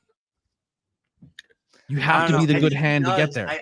He just needs more matches. The matches is not the problem. He needs to work on his charisma. He needs to win over the crowd. Because if you don't have the vocal, huh? But you can still lose and look strong. You can, because every time you watch, Dylan, you just gave me the perfect example. Every single time that guy wrestles, you're hooked. You love it. Whether he wins or loses, you're still craving more of it. Because you think he deserves more. You're also not giving him the other opportunities to run promos, build a character, make him be more sellable inside that ring as a character. What you're not seeing is what he's doing outside. As a ring performer. Yes. What you're not seeing is what he's doing outside of that either. Maybe he's backstage working on all that. Yeah, but he's not doing any. He's not doing on camera. He's not. But he's probably working on it. He's doing what makes him strong. He's working in the ring and he's leaning on Don Callis to be his voice. Yep. Brock Lesnar wasn't amazing on the mic, and then towards the end of his last run, he was more comfortable because he was not afraid to do it without Paul Heyman. But there's a guy like he's a terrible example because he's a freak of nature, but the way he looks and the way he conducts himself. But it's just I think too many people get caught up on why is my favorite wrestler not the top guy, and I think they forget that element of it's more than just being a good worker. Oh look, I think that it's the fact that AEW has grown into giving more of a safety net type of booking to their stars than a being more open and expansive to other stars that can also do the same thing. But there's a lot at play there, though. You're signing new people. You're bringing in new names. You're making a lot of moves. Right. But if you're going to bring in all those names and not give them opportunities, or the opportunities that you're going to give them are always going to end up in dramatic losses, and then that's it. That's all that they're going to be offered. What major big name person got money and didn't get that opportunity? I can't think of one at the top of my head right now. Because every single big name they brought in has been utilized in the proper way. Edge came in, big signing, money. Christian, big signing, came in, got opportunities. Malachi, Buddy, same thing. Well, not so much Malachi and Buddy weren't huge. They were cool for us as fans, but they probably weren't big money like the names I'm saying now. Mercedes, big money signing. Will Ospreay, big money signing. Claudio wasn't a big name. He was a good signing, but he wasn't a big money signing. Same with Miro. Miro, not a big money signing. Fun's not a big money signing. They probably didn't throw money. Like what I'm saying is the people they're throwing big fucking money at to come. Right, there. but if you're what's his name with the Elite right now? Jungle Boy. No, Okada. Okada's a title right on him right away. You gotta if you're spending the money on your starting quarterback, that starting quarterback's gonna get snaps. Right, but from where AEW started to where AEW now is at currently in 2024, their mindset of how they're booking and showcasing their talent is I'd rather invest more in the bigger names, like you were saying, which is becoming a safety net for It's them. not a safety to net. keep, It's it's the becoming right way this to do thing it. where they're now just continuously putting championships on people that they're throwing the big money name at. Mm-hmm. That's the wrestling business.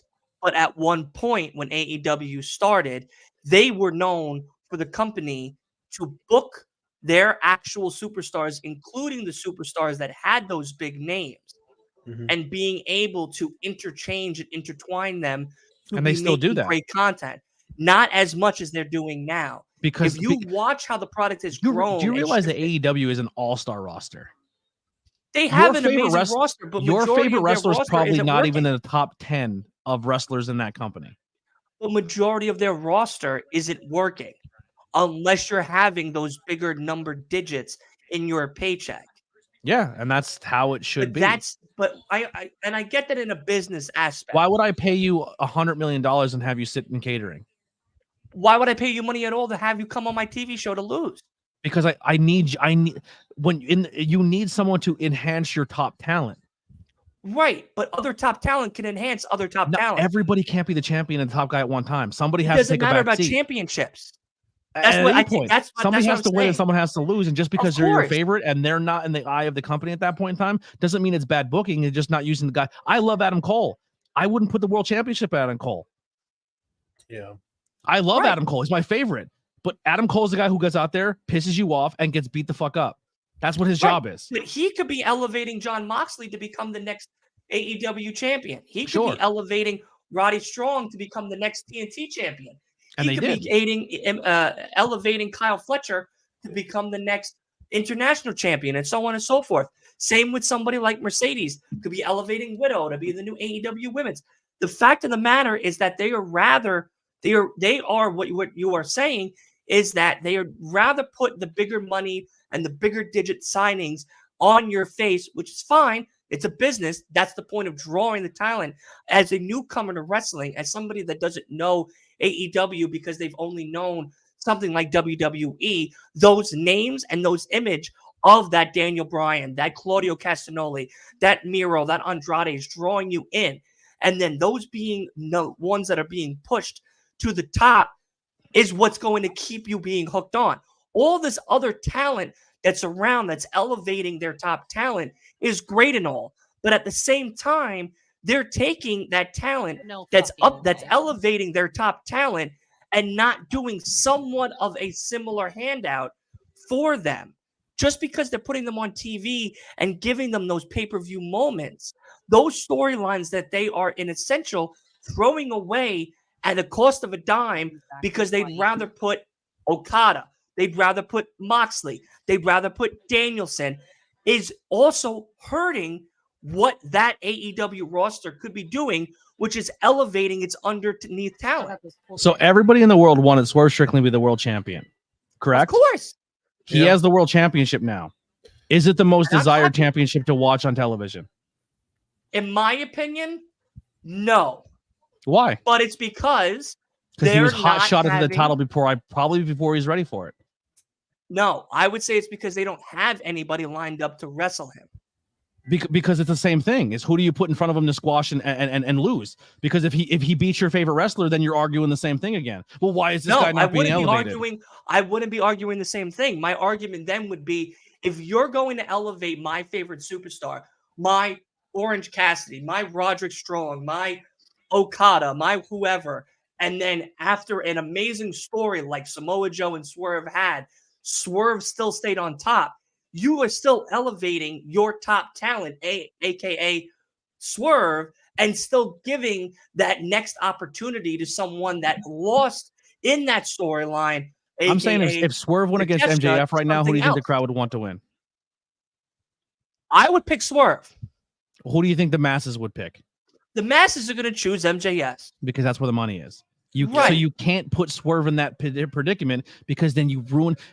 Same with Cody and The Rock. The Rock going against Cody hurt Cody because you made the audience choose instead of you as the booker made the audience feel. You also made a story in a story that wasn't fully done. You know why MJF got the top spot in the company? Because he made the audience feel. And then when he made the audience feel something, they wanted something for him. Right. And that's what they did with Swerve. Can you tell me that Takashita is doing the same thing for a crowd right now? I would say that.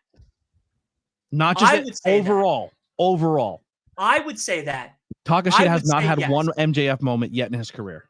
He's had great matches, but it's more than just wrestling in the ring. In a sense, that is an MJF moment. But it's also because of the fact they're not letting Takeshita on the microphone.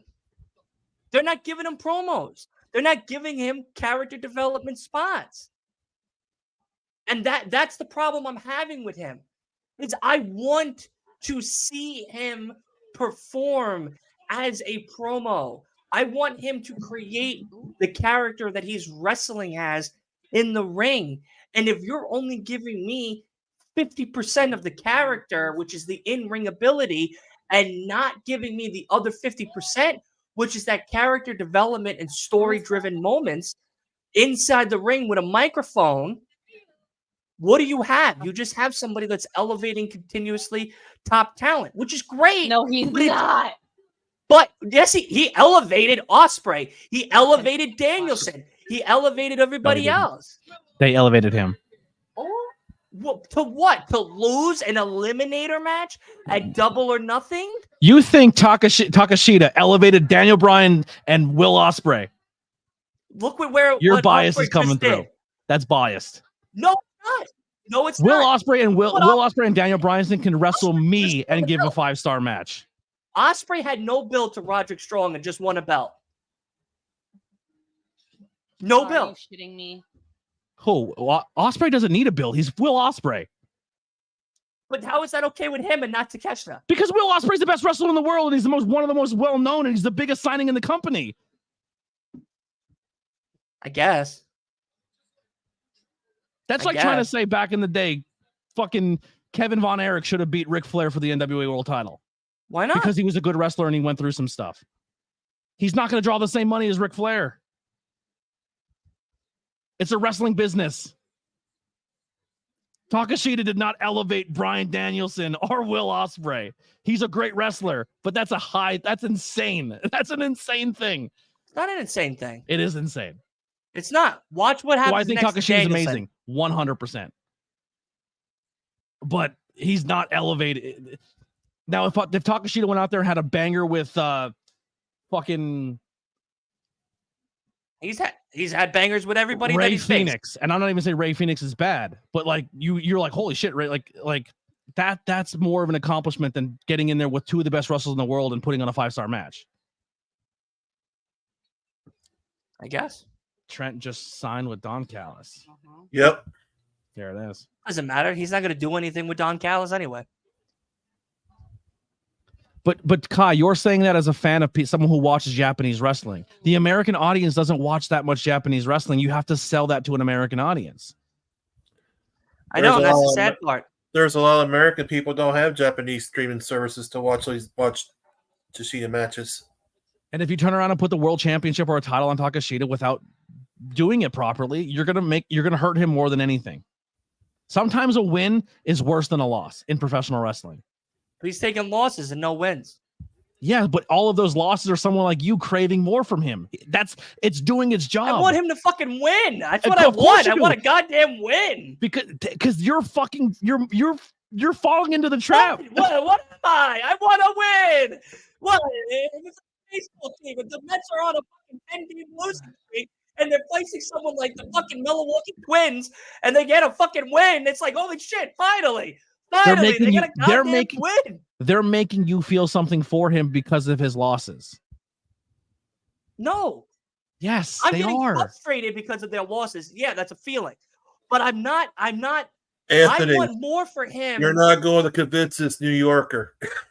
I want him to do more than just wrestle and lose. Sorry. So here's the thing. Kai just said I agree, but they're not letting. What is Takashi's character? Tell me his character. They haven't given him the opportunity to. That's the point I'm making. You have not seen any character of Takashita. When was the last time he cut a promo? When was the last time he was on the mic? You don't think it? You don't. But that's the problem. That's the Give me problem. Elevator pitch Takashita to me. You're trying to sell him. Why do you like him? American. So why do you like him? I like him because of his wrestling ability. Well, what about his wrestling ability? What about his wrestling ability? I like the fact that he can switch between the strong style and TV style automatically with anybody that he faces. I like the fact that he can actually wrestle sometimes a little bit slower against someone like Bryan Danielson and then as fast-paced as someone like Will Ospreay. I like the fact that he comes in the ring with a little bit more charisma and ego and a little bit of more of a chip on his shoulder than some of the opponents that he actually can wrestle. I like the fact that he can still elevate his opponent, whether or not they're a top faction or on the bottom faction. I like all that, but that's only in the ring. He's not. What about his character? What about him sells you his character? He can be. What else? What about his character sells you? That's it, because that's all they've showed me. Yes. No, it's not it. He hasn't been on the mic. Is he a badass? Cut a promo. Is he a badass? In the ring, he is, but he's not a character. When he walks out, does he carry himself or his facial expressions show that he's someone not to be messed with? No. What? What are you watching? When he comes out and he has that scowl and he looks dead, that's character development. That's showing your character. Where is him on the mic? Where is him in the story? Where is him on the phone? Like, dude, I want him to physically sell me. Dylan, what was the Undertaker's character when he didn't talk on the mic for fucking 10 years? That was his image. You can sell a character without saying a word on a microphone in for fucking professional wrestling. They are showing you a character without him talking. The character is a loser. Undertaker lost his debut matches for fucking 6 months in pay-per-views because he elevated the talent because his character was good. I hate that they have her both at once. You're missing the whole point of pro wrestling. You don't need a microphone to always sell a character. You can do it between the rows with facial expressions. To an American audience, you need him on a mic. No, you don't. If your point is that he's not sellable to an American audience because many don't know him because of his New Japan wrestling. Do you like him? I like him. Why? Because of his in-ring Because everything you just said. Right? Right. So guess what they just did? Made him lose again. They showcased him to you. And a loss. What if he just got squashed? He did no moves. That would have been worse. Would you still care about him? What if I told you a little bit less? A lot less. A little bit less. So guess what they did? They made me feel very bad for the guy. No, they made you want more. Talent, they made you want more. But not of losses. I need the guy to fucking win. You're right. He should be undefeated. No. You're missing my point. What if scenario Takashita goes undefeated in AEW? That can't happen. Why? He's amazing. Happen. He's the best. No, because he's not the best. That's the difference. That's what I'm trying to say to you. He can't go undefeated. Well, here's the thing. So Rick just said the fact that AEW predominantly is on a New Japan. I don't think it is in a New Japan echo chamber. I think they still showcase American talent and bring Japanese audience to get people more excited for the other brand. I think you're educating two different fan bases with two different rosters, and I think they do that very well. Speaking of Ospreay, Collision's going to be a good match. Ospreay versus Kyle O'Reilly. Again? For Saturday for Collision. Oh, Kyle O'Reilly. I'm sorry. I thought for the international I heard Kyle Fletcher for some reason in my brain. So I can't believe this is happening on TV. That's great. This is crazy. Yeah. Good single leg drop kick. This is the most Mercedes has ever wrestled. 2 times in 1 week. That's crazy. I'm gonna be honest. I thought the chemistry would be better, but Sky Blue's falling behind. Buddy of mine got to wrestle with Sky Blue during his training. Yeah. In Chicago, him and her and You know what's wild when you watch. I hope Ryan Vox is still in here because I wonder if he's seeing the same thing I'm seeing, and maybe I'm just off base. But you can definitely see when someone's playing the lead or when someone is their sole job was to make the other one look good, and you can tell it makes them look off. And that's this move. That's what I'm seeing right now. That D guy's not doing good. It seems like they went in the back and they said, all right, here's how this match is going. I'm going 80-10. Where's the other 10? I'm sorry, 80-20.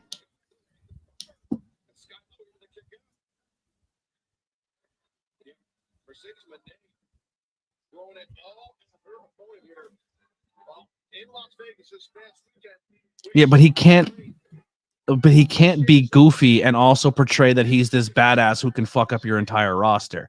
His character right now is he's a killer. He is a killer for the Don Callis family. He's a killing loser. Okay. Hey, there's Ryan in the chat, Anthony. There's nothing I can say to you because everything has to be a win for it to mean something, and that's so crazy to think about. No, it's not that. It is, because if he goes out there and wins, then it's amazing. But if he goes out there and loses but has a 5-star match, all of a sudden that 5-star match doesn't mean anything because he was the one whose shoulders were down. Amount of 5-star matches because he's not ready to beat a top guy yet. But he went out there and proved that he hangs with top guys. If he goes out and gets squashed, when would you book him to be an international champion? As of right now, the way the company is, I wouldn't book him as a champion because I think the champions are all doing their jobs. Mm-hmm. I don't think there's anyone right now in the title run that I think I hate what they're doing as a champion. I don't think needs to be a champion. I think at all. I think if you're trying to sell your company and you want the guy to go out and work out everywhere in the world, he's the perfect person to hold that title.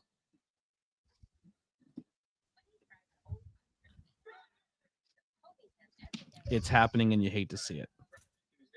Yeah. Yeah. But no, it's just I don't know.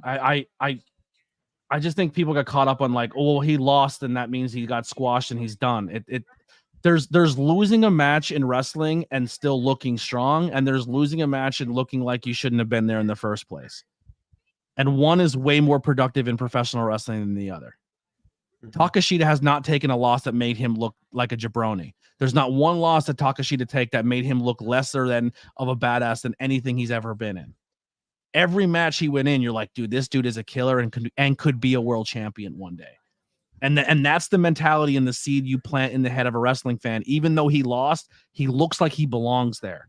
So at any point in time, if someone goes down and you insert him in, he's believable. But you have to have those matches to make that make sense later. Because if you hotshot him to the title, then you're stuck with someone who no one believes in yet. And I'm going to be honest. I think that's Swerve right now. I think he had one hot couple months and they hot shot at him to a title. And I think now the audience is struggling to feel for him. I'm just being honest. But it's being a booker is hard. And everyone who thinks it's easy has no idea what it's like to be on the other side of that guardrail, because you have to protect a roster as well as build people around it. And when wins and losses do matter, but it's the way the match is conducted as well. Takeshita can't go out there and just dominate everybody, even though he clearly looks like he can. It's just not his time yet. Yeah, but a win here and there wouldn't. He does get wins here and there, but when he gets to the pay-per-view against big guys, his job is to make that big guy look good. Right, but he still could do that and have a win. He does.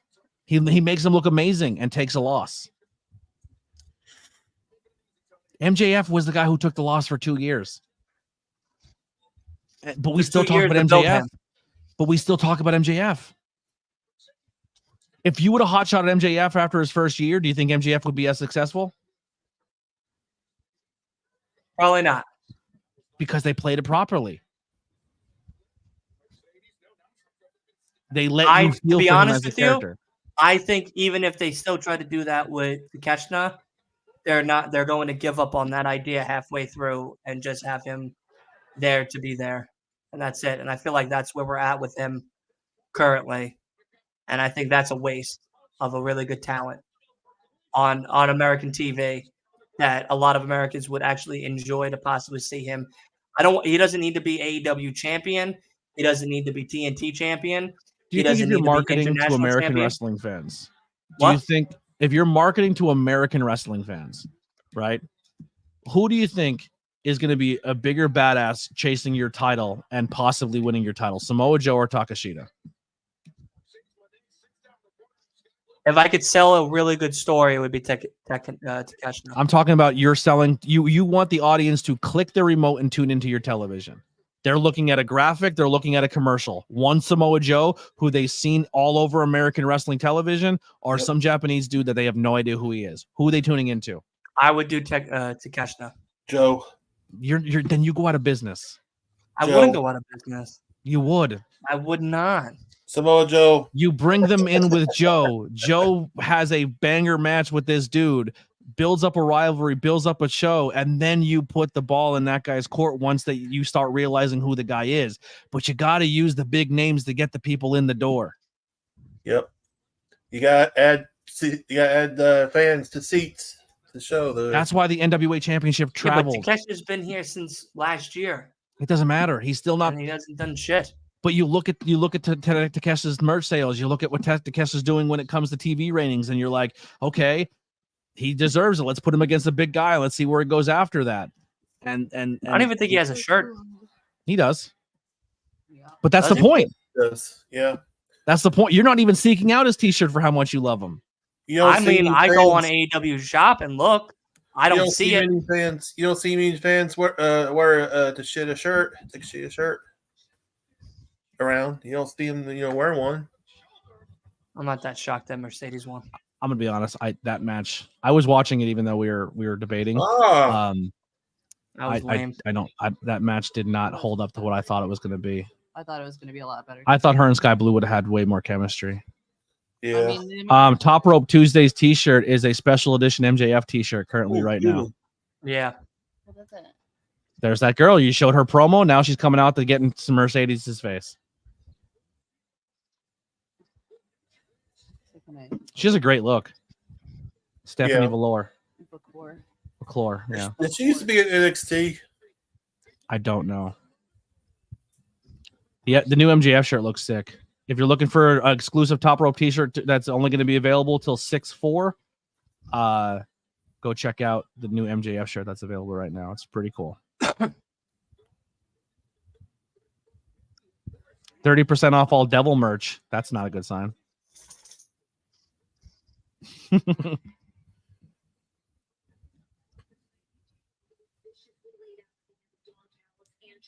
Not only does Takeshita have one shirt, he has 5.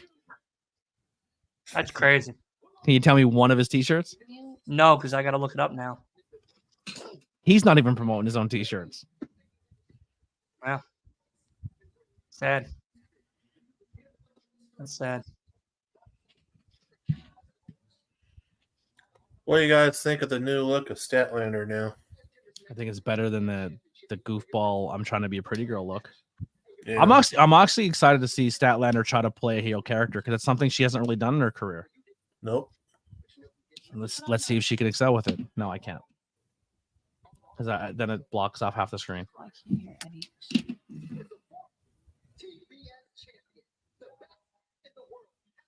I said they're going to have a tournament for the TNT title.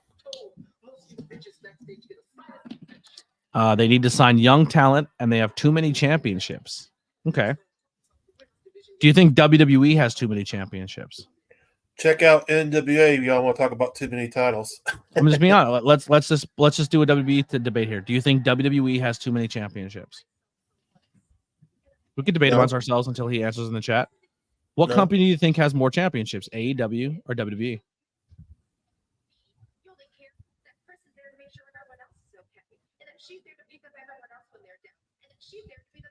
Anybody? WWE. Do you think WWE has more championships than AEW? AEW. You think AEW has more championships? Now, what I'm about to say here, we're not counting ROH titles. Yeah. Because if that's the case, then we have to count NXT titles, right? Yep. Okay, so we're gonna go main roster, WWE, AEW. Who do you think has more titles? Everyone in the chat saying AEW All Elite. Okay, are you ready? Yep. I'll start with WWE. WWE championships. You got 2 world titles for the men. Yep. You got 2 world championships for the females. You have IC, US, 2 sets of men tag team championships, 1 set of women tag team championships, and now a speed championship. Yep. Is that 9? That's 10. Sorry. 10. 10 championships. AEW. AEW has the AEW World Championship, the Women's World Championship, the TBS Championship, Tag Team Championships, Intercontinental or the International Championship, the TNT Championship, the Trios Championships, and the Continental Championship. Well, Yikes, 8 to 10. Who has more titles? WWE. So far, yep. I was wrong. But Jim Cornette in the internet wrestling community says WWE has that AEW has more championships than AEW does. It's not hard to look up, people. Yeah. I figured AEW had the most titles. Now you can say no one fucking really actually defends and cares about the FTW championship's a prop. The Owen Hart Clan championships are a prop. They're, you know what I mean? Like it's, but when it comes to what's out there right now, it's WWE has 10 championships, and most of their championships are duplicates of each other. Just saying. I'm not saying one's right and one's wrong. Yeah. But I'm just saying if you're gonna if that's the argument we're gonna make, then let's make the argument. And then NXT has men and women, North American, NXT, and the Heritage Cup Championship now. So NXT has 5 championships. Well, no, make that 6. Women's International, women's North American title. Oh, so yeah, now they'll have 6. Yeah. We'll have 6 soon. Let's go check this real quick. ROH has World Championship, men and women, Pure, TV, Tag, Trios, Women's. They have 7. In the Women's TV title. Women's TV, that's what I meant to say. Billy Starks is the 7th. They have 7 championships. ROH has 7 championships on their roster. NXT has what, 6? Mm-hmm. So ROH has more championships than NXT, but yeah.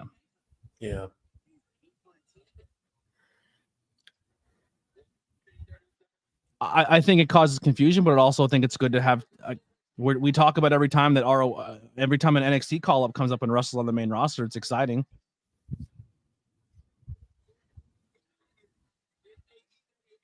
All right. Well, I'm going to head to bed because I have to get up early as well for work. Boo!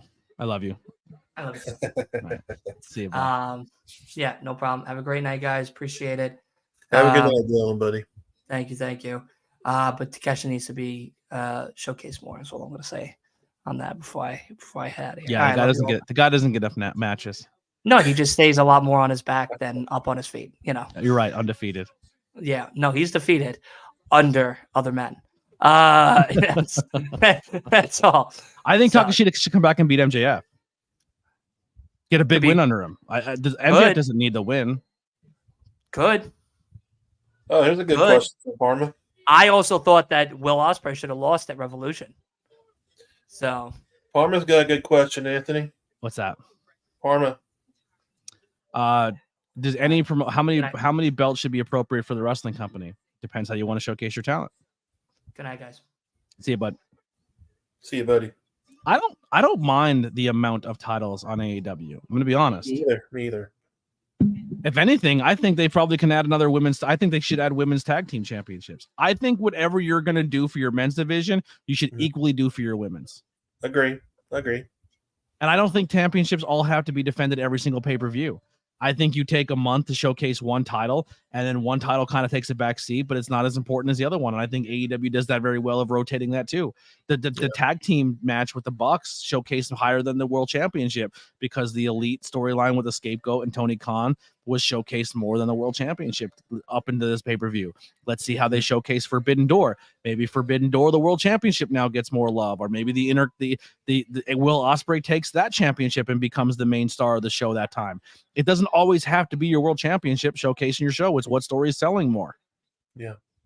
I think too many people see the way WWE has booked for so many years and think that's how every company should book. But then when someone does something different, it's a problem. I like that it's different. I like that the formula is different. It makes me like the formula because it's not the same thing I'm watching twice a week on another brand. Yeah.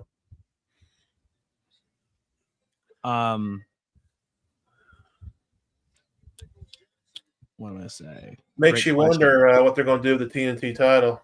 I'm ready for Kira Hogan and Mercedes to have a five-star match now. We'll see. Kira Hogan. I have no idea what's your thoughts, ABJ. I hope I answered your question.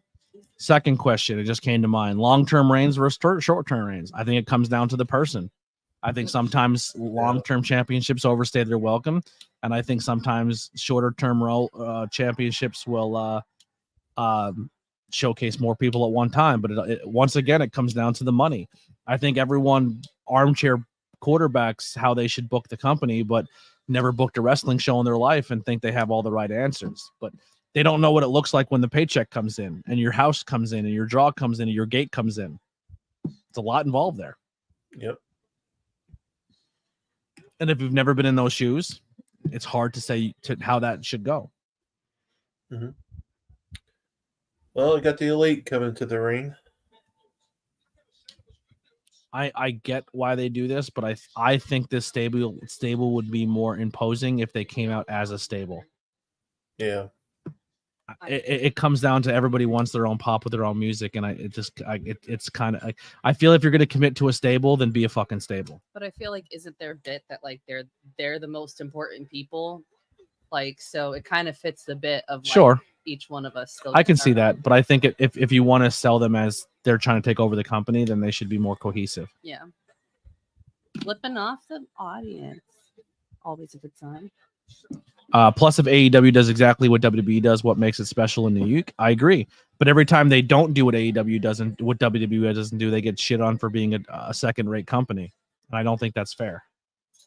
I like when a company does something different than everybody else. Yeah. I mean, hell, I love Chikara. I love when sometimes I do wackiness, but sometimes this wackiness can get you to make you feel and love you and make you love a company as well. You know. Mm-hmm. I honestly though, I think if you're gonna do this elite elite thing, I think it does make sense for Jack Perry to possibly get that TNT title. Yeah, that's all seconds. You know how I would do it?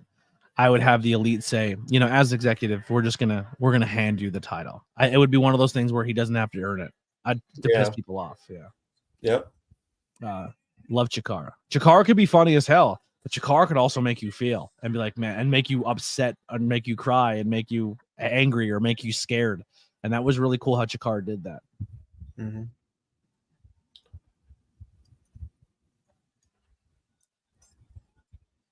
So this is the difference. The Bucks turned go away heat, leaned into it, and then made people like, oh, I actually like what's happening here. They did the opposite of what Jericho's doing right now. Yep. The Bucks came out at first, and people were like, we hate this. We hate this. It's too on the nose. You're taking real heat, and you're trying to make it work. And they stuck with it, and they're making it work now. Yep. They're making it work. Yeah. Did you see the media scrum of the Bucks? Not all of it, no. They were commenting about when they're going to retire. Oh, really? Yeah, because and they did this. We don't know when they're going to retire left, and they did 3 fingers, so they got 3 years left of their contract. They're hitting the 3 years left. They're hitting after their 3 years is up. They're going to retire. Yeah, I don't believe it. We'll see though. Yeah, we'll see.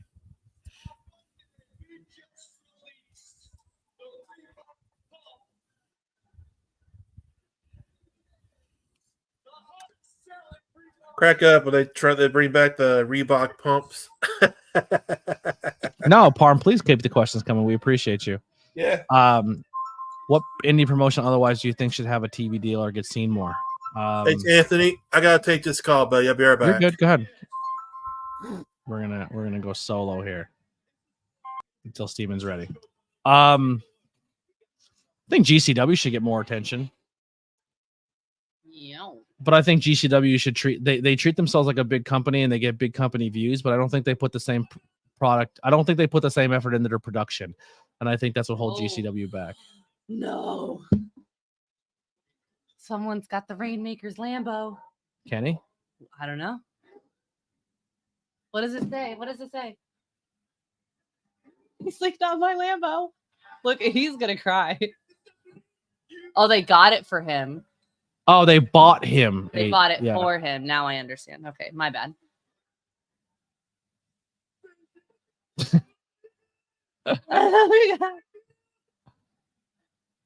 So dude, Okada's killing it. I love Okada. That's great. I think ROH, not ROH. I think House of Glory should get more love. Are they both wearing pearl necklaces? They might be. Yeah, it's trying to multitask sometimes gets hard.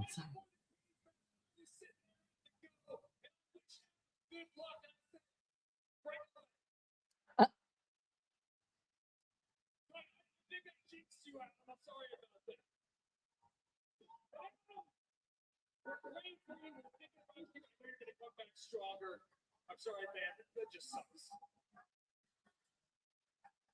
We have to make the tough decisions. Hand it to Jungle Boy. Hand it to Jack Perry.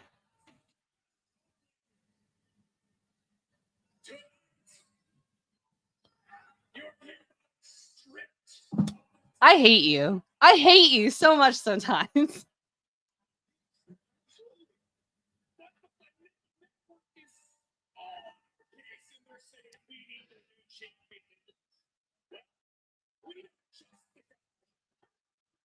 I can't stand you.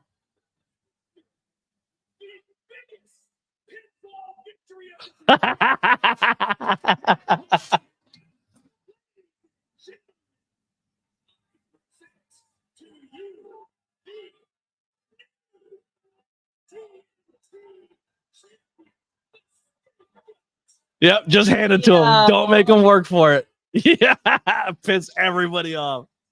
Who, me? Wait, who's coming out?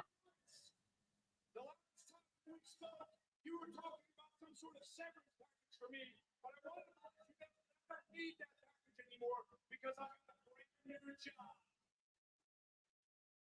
Has named me the interim executive vice president. Oh. It's coming directly from Tony Khan himself. So Daniel Bryan versus Jack Perry for the title.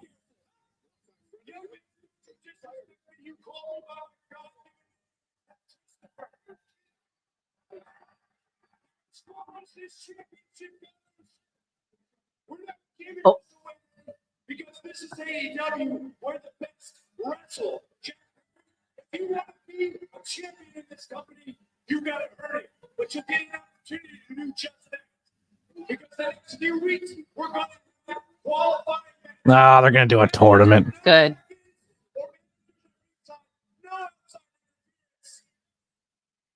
The winners of those matches will go on to Forbidden Door. They love their tournaments in this company. I don't mind tournaments though. In a ladder match. It's going to happen on Friday Night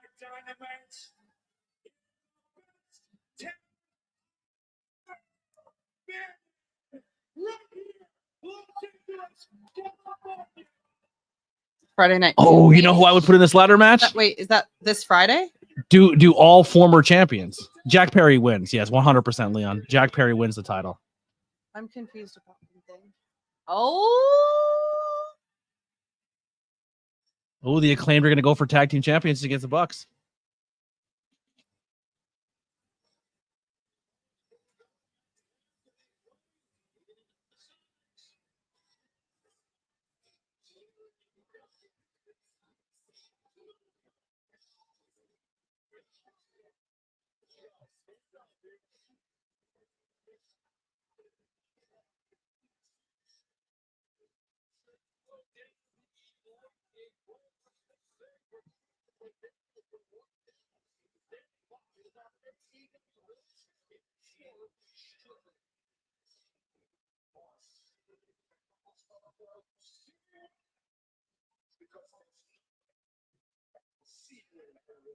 Hey! Idiot. I love it.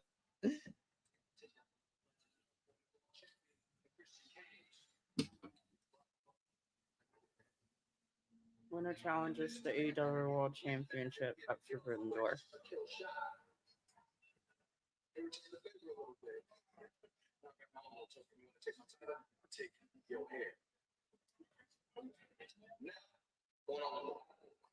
I think I love Swerve just as much because he reminds me so much of Ram. Yeah. Did he message me back? Did he even read my message?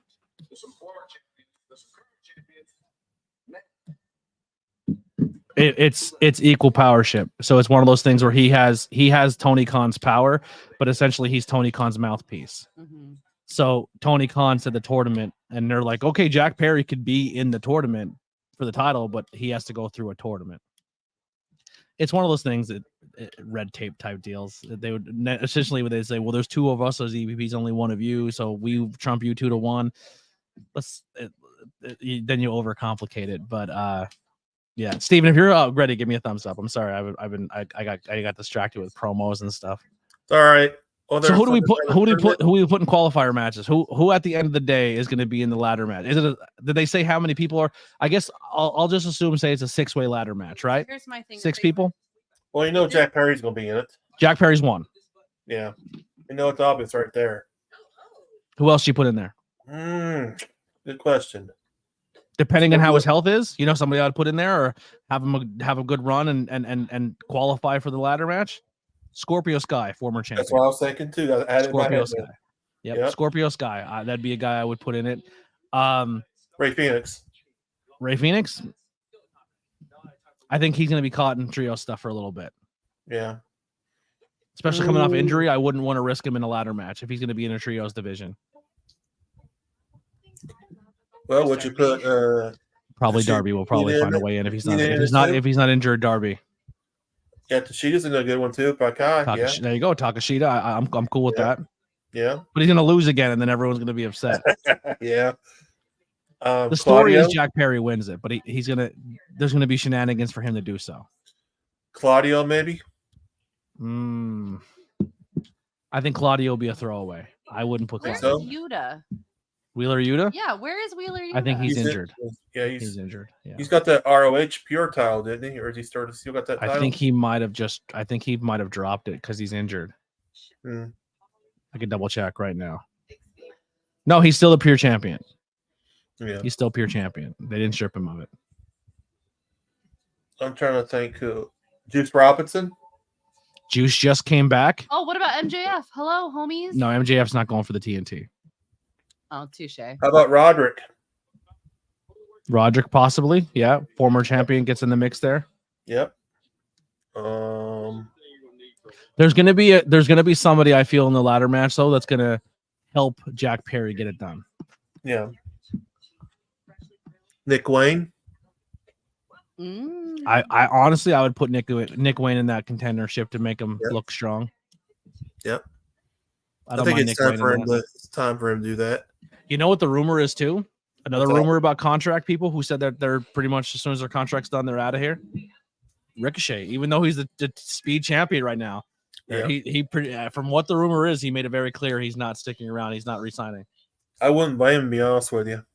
Tell you the truth. I think he's someone too who kind of realizes that they're kind of throwing him a bone because they like his girlfriend, and I think he knows if he leaves and gets to stretch his legs somewhere else, he would flourish. Yeah. Roosh is a good one too. Put Roosh in there. Yeah, Roosh. Oh, MJF next week. So that's what I was asking you. Is next? He said Dynamite on Friday night Dynamite.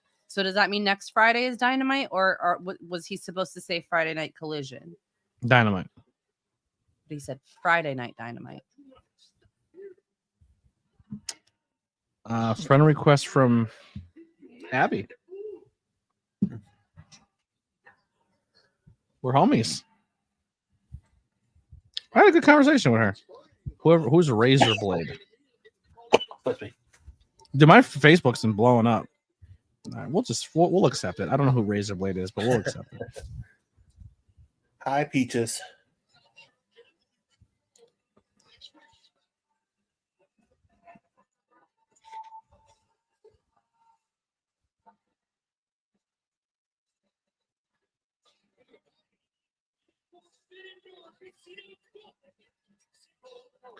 When are they going to unify the trio titles?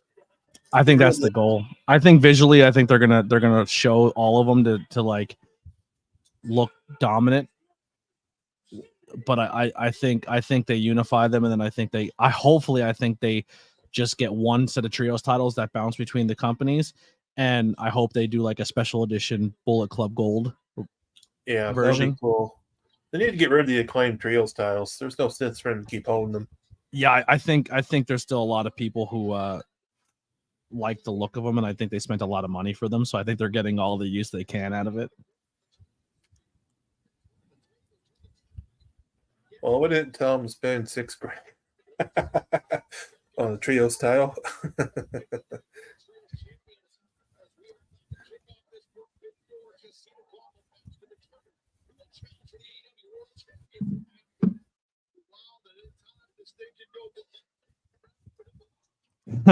Andy Header in our group chat had a good one. He goes, "This is why it's hard to watch New Japan. Who's more deserving of a shot, Rocky or Romero? That'd be like if Steve Austin defended the belt against Taka Michinoku in '98. He's not wrong. Oh, he's not wrong. If you're gonna have Moxley defend the title, at least put a match up there that looks like it's deserving of so." How is his chest so red already? Was somebody slapping him backstage? Who's? Or is that still from the pay-per-view? Did he take that many chops during the pay-per-view? Yeah, that's pay-per-view. Jesus Christ. He still has fingerprints on his chest. Oh, dude, I love Pac. I'd watch this matchup right here 100 times a week. Pac versus fucking Switchblade? Give me that. Kill Switch. Oh, yeah. No, Switchblade. The first time. My bad. Will Ospreay's been begging him to come today. Yeah, I think he's an AEW signing. I think he'd be a good signing for AEW. I think Tony should get the rights to Mini-Men and give him that theme. Agreed. Love that. Mm-hmm. It's gonna be a great rivalry. Both Club Gold and the Death Triangle. And the Death Triangle. I agree. I think this rivalry should stretch out for a couple months, and then eventually Death Triangle gets the trios titles. Yeah. And then I think it'd be time for the Guns to either re-sign or not re-sign, and either stay with the company or not stay with the company. And then Switchblade moves on to a singles run and makes a run at that possibly I always call it the Intercontinental, but I know it's not that. That title or either the TNT title. Rum said he tried Skyliner once. Keep doing it. Tell myself keep doing it.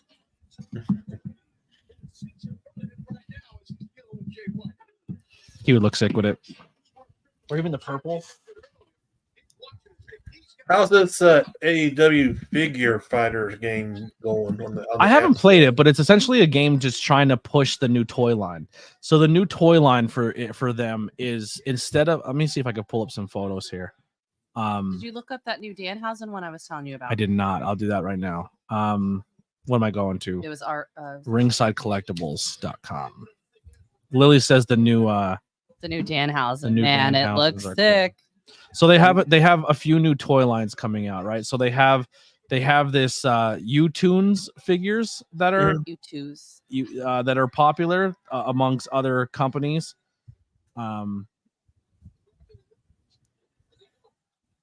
Which I'm not saying I'll get every one, but there's some of these I'm going to pick up. Probably this being one. I'm getting some screenshots. Just give me a second here. Go lay down, girl. Let's see what else we got here. ROH figures. Oh, they have a Bucks. So the Danhausen one's not photos of yet. If you can send me, I sent it to you in Messenger. Can you send me the actually screenshot it and send it to me? Yeah, that'd be a lot easier.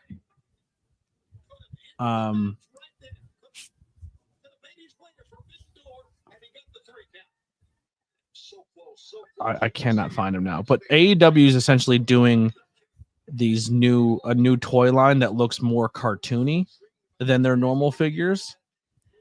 I can't find photos of them yet. That's probably maybe on the Instagram. I think it might be on Instagram.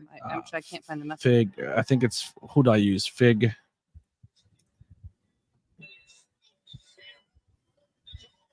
Oh, this is the gauntlet match. Yeah, Find out who wins. Okay. Yes. Yeah, Gotcha. the winner gets a title shot at Forbidden Door. Okay. There it is. Oh my gosh, it looks so cool. Available now, it says. It's available now. I didn't see it on the website. This is the original thing. It's on Jazzwares. So. Shop.jazzwares. I'll screenshot it and send it to you. It just looks so freaking. I'm stoked. The Britt Baker Owen Hart figure looks so good. Oh, the Briscoes are getting a tag team line for the ROH figures as well. Oh, cool. Yeah, so Jay and Mark are getting their own figures, which is pretty exciting. Yeah. I guess they're not showing that. I can't find photos of it now, but they're doing more of a cartoony line of wrestling figures. I think that are going to coincide with. So is this a casino battle royal? No, it's not going to be a battle royal. It's going to be a just like elimination style match, I guess. Okay, I was just wondering. Yeah. How's the new job going? It's going great, man. I'm not just saying this for this reason, but so here's where it gets kind of fun, right? So I don't think I've met the guy or he hasn't introduced me, but I've kind of heard rumblings that one of the big wigs at the job, I guess I applied, did my thing, got hired. And then my boss said that his boss pulled him in the office and was talking about my YouTube channel.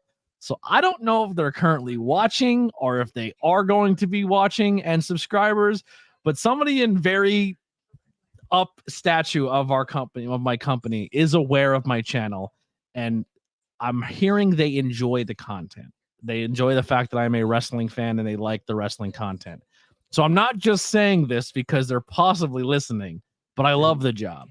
For what I struggle with my body pain and my overheating and everything that I have going on with me, this job is a great fit.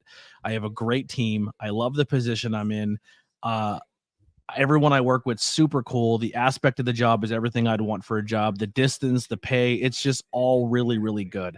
And I'm very, very thankful after the 2 years I've had struggling to find stability when it comes to the workforce that I found a job that I really, really like. So, yeah, I'm very thankful of the job. And once again, you guys being in my corner and supporting me through this has been amazing. But I love the new job. I have to wake up every day at 4:00 in the morning, and I don't hate it. Like, I don't hate the fact I have to go do this job. Like, it gets busy, it gets difficult, but it's not like I'm leaving there destroyed every single day, like mentally and physically destroyed. The hours work out perfectly for me to still do content and still do my stuff. I like it. I'm really thankful for it. And I think it's really going to help me elevate myself in my personal life now because of having this job. Last question about titles. In an ideal world, who would your champions if you were the booker? This could apply to AEW and WWE. So here's my thing. It's not my company. It's not my sandbox. It's not my thing. So I will sit there and make my predictions on what I think they're going to do, but I'm at a place. I'm at a point now as a wrestling fan. For me to say who I think the champion should be, you're watching wrestling for the wrong reasons, right? That's like me saying I'm watching a movie and I would have ended the movie this way. It's not my art. It's not my creativity. It's not the way you know what I mean? Like, so I think watching it in that aspect sucks, right? Not sucks, but it just, for me, I don't consume the product like that. Sure, do I think these people, like, do I want Kevin Owens to be the world champion? Sure, because I'm a giant Kevin Owens fan. But I understand why he's not. You know what I mean? And then when they finally do have the feeling that they should put him over, I'll enjoy it more. me personally, I don't like watching wrestling, and the fact that I think I can do a better job than that. I can just tell you if whatever you present responded to me or not, and that's how I watch it as a wrestling fan. How about you, Steven? I agree. Is there anyone that you think should be the champion? Will Ospreay going for a shot here at it. Yep. Oh man, Will and Jay White in the ring together. Oh my goodness! I'm saying, bro, I've been so stoked about it since I saw it. It's available now. Do you know who Danhausen wrestled in ROH for a championship? Or no, actually, they didn't wrestle for a championship in AEW, but they wrestled in independent scene, and they were in ROH at the same time. Tony Deppen from the Brewery. Oh. Tony Deppen and Danhausen actually wrestled and had a celebrity guest appearance of Ron Funches in the match. Was that recently? I just saw him wrestle someone recently. Danhausen. Oh, he was wrestling with Leo Sparrow recently. Yes. I'm seriously glad that you're working at a place that you love to go to. If you don't mind me asking, what is it that you do now? So I am a shipping and receiving lead at this position. So essentially this company is a potato factory. So potatoes come in, we process the potatoes and clean them and wash them, and either they get chopped up into French fries or they get ground into powder. That's a completely different aspect of the building that I don't do. I just help receive the product so it can go to the other departments to get worked, or I help once the product is done, get it out the door and into a truck and accounted for properly. But it's a potato factory, and I love me some potatoes. As half Irish, I think it's my point to be handle potatoes with care. I don't know who this guy is. He's from he's from New Japan. I know that. I don't know who he is. Everyone loves it. They're excited. I don't know who it is though. Me either. His name's Ruffin. Leo pulled a reverse Uno on Danhausen. It was gold. I think also Danhausen wrestled like somebody in GCW recently too. I just don't know who it was. Are you gonna share those? Oh yeah. Sorry. Oh, it's Amino. Last name from New Japan. I mean, you could say his name. I still don't know who he is. I've never seen him. I just happened to notice it on the. I've never seen a match in my life. I saw the closed caption on the TV there. The last name. And if I did, he wasn't. He wasn't. He's good. Him and Will Ospreay. Once again, it's Will Ospreay, but him and Will Ospreay are killing it right now. Yikes! Great drop kick. I think he wrestled Mox for that title. Did he? I think he's quick. He moves really well. He's the shooter. Did he just eliminate himself? I guess not. It's not over the top. It's a pinfall, I guess. That'd be hilarious if he eliminated himself. Will Ospreay shouldn't be taking bumps like this. He's too good to look like he's losing. Yeah. I love you, Dylan. So here's the Danhausen figure. Comes with a little jar of teeth, and he has his not a full cape like his other figure, but the cape has a little bit of a Baphomet on it and like blood stains. I love it. It looks sick. I'll be buying that figure. Available now on Jazzwares. I'll be buying that figure.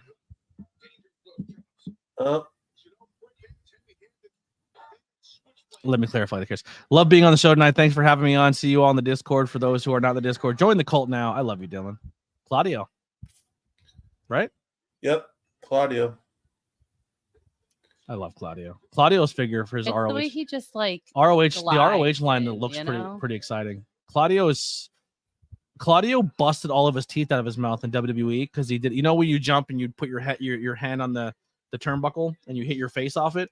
You know how AEW has a lot more space between it, and WWE has those big steel poles that take up a lot more of the space. Well, Claudio jumped to hit his face off. Smacked his head off of that freaking apron.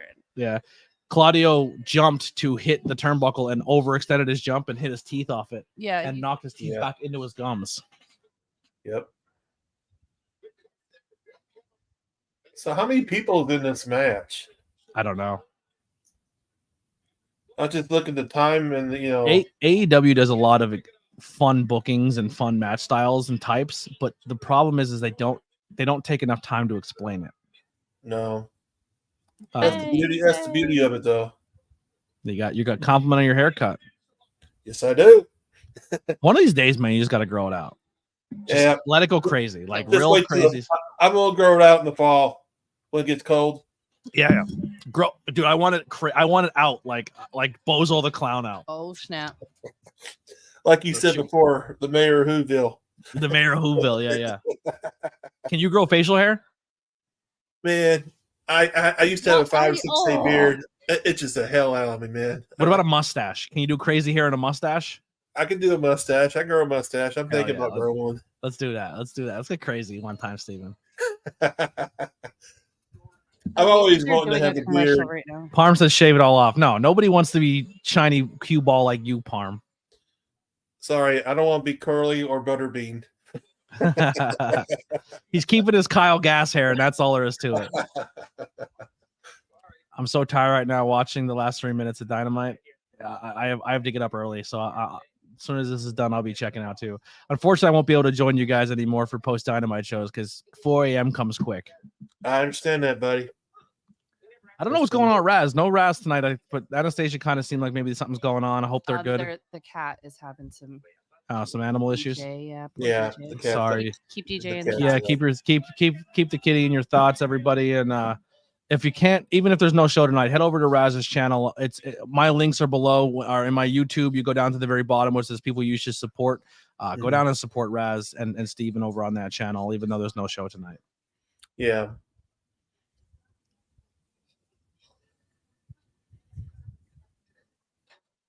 I say it's all the people in this match because they're not, There's only 3 minutes left. Unless they have one last surprise person and waiting for a commercial to come back. Well, no, because they were doing the timeouts. They were doing like countdowns. I don't think they would put a commercial on if they were still doing another. Will that be something? It's for wrestling. You're not wrong. I was just saying it was every 2 minutes. So out of the people that's in the match right now, who do you think would be a good matchup for Swerve? Well, I would love to see. I don't want Will to get it this quick. Yeah, that's all I was thinking. I don't either. I'm just so who do you think, Claudio? I wouldn't mind seeing a Swerve Claudio match. I wouldn't either, but like I don't think it hurts. Jay White doesn't make sense. I don't think it hurts Claudio to take a loss to Swerve, and I think I think Swerve and Claudio. No, don't Swerve! No, not Bryce. Jay White would make sense. I'm sorry. It's like your good friend. Who's about to take out Castagnoli? They have so much history. They go back to Chikara days. Claudio used to wrestle around here before he was signed. Oh no, he's back. Hold on, don't say. Oh, right as soon as the commercial break done, one last entrant.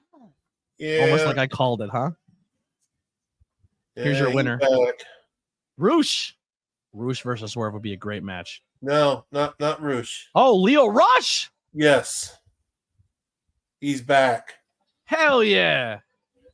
Ooh, I like his gear. Who is this guy? Yo, Leo Rush versus Swerve would be a banger.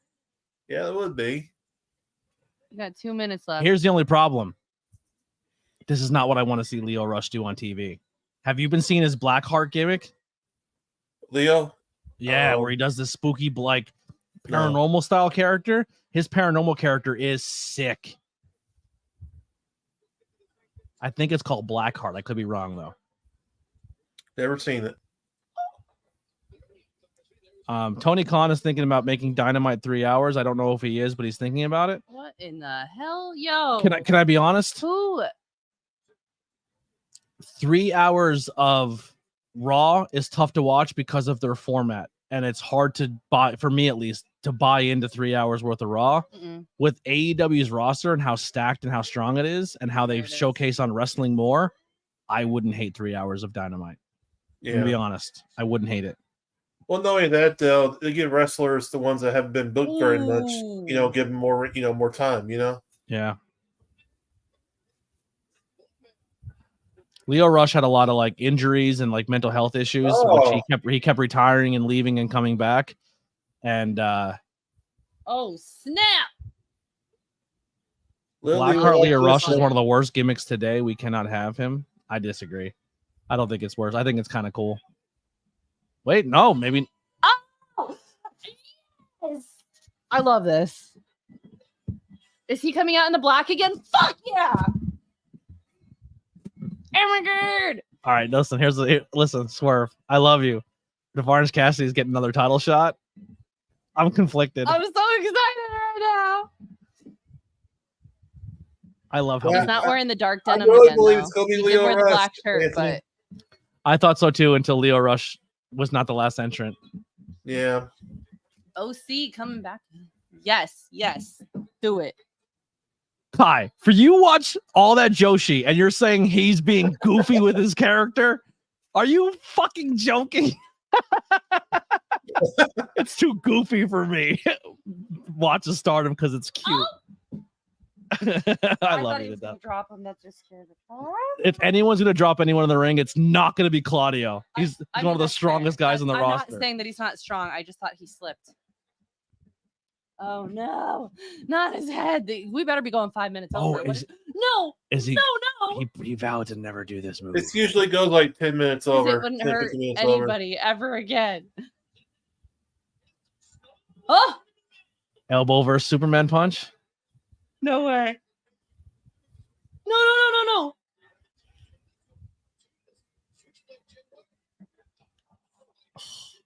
That suplex is crazy. Good Uranagi. I don't think Jay White's going to get it, though. I think they're going to add another one? Don't say nothing. It's got to be a big name. You got to put somebody in there that's a credible guy who you feel like, man, they should be a world champion too, because that's what makes title defenses good. And I think you have to pad Swerve's championships. I don't think we've seen the winner yet if they're still bringing people out. I'm not going to spoil it. I don't know who this guy is. Cicero, yes, you do. You've seen him before. That guy, he's like the vet. He's pretty good. Yeah, he's the veterinary. Not vet. He's a vet of CMO. He wrestled like 25 CML, years. yeah. Oh, he's like their Great Muda. Yeah, he's like he's not winning it. Yeah, he's not winning it. That's their best wrestler in the promotion. One of the best ones.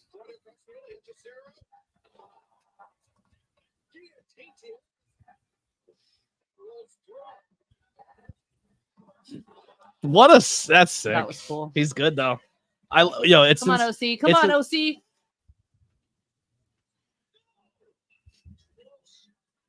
Yeah, 2 wrestlers from Mexico wrestling this match.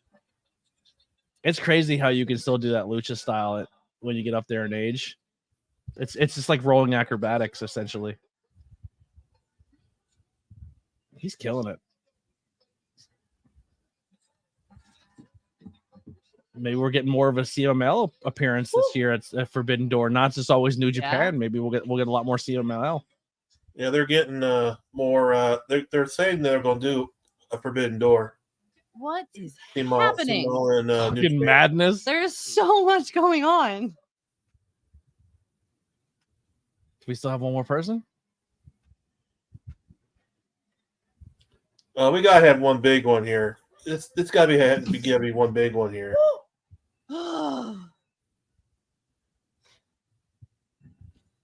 It's not really a big fireworks. People are shooting fireworks off.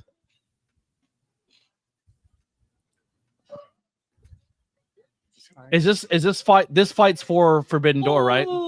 Yeah, for the AEW title. So come on, Orange. The person who's going to win this match is going to be a Forbidden Door contestant. It's going to be a CMLL or a New Japan guy. And if this is the end and they're not, everyone who's in the ring right now is done, it's not going to be an AEW rostered member. They're not going to do it AEW versus AEW at Forbidden Door. It ruins the whole gimmick of the pay-per-view. Yeah.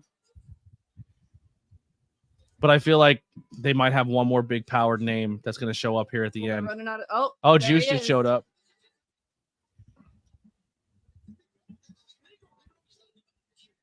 He said, "Okay, thanks, bye." Claudio tries to grab his leg on the way. Oh, out. what a counter! Woo! Jay White's so goddamn good. Oh, that elbow was crazy. Yo.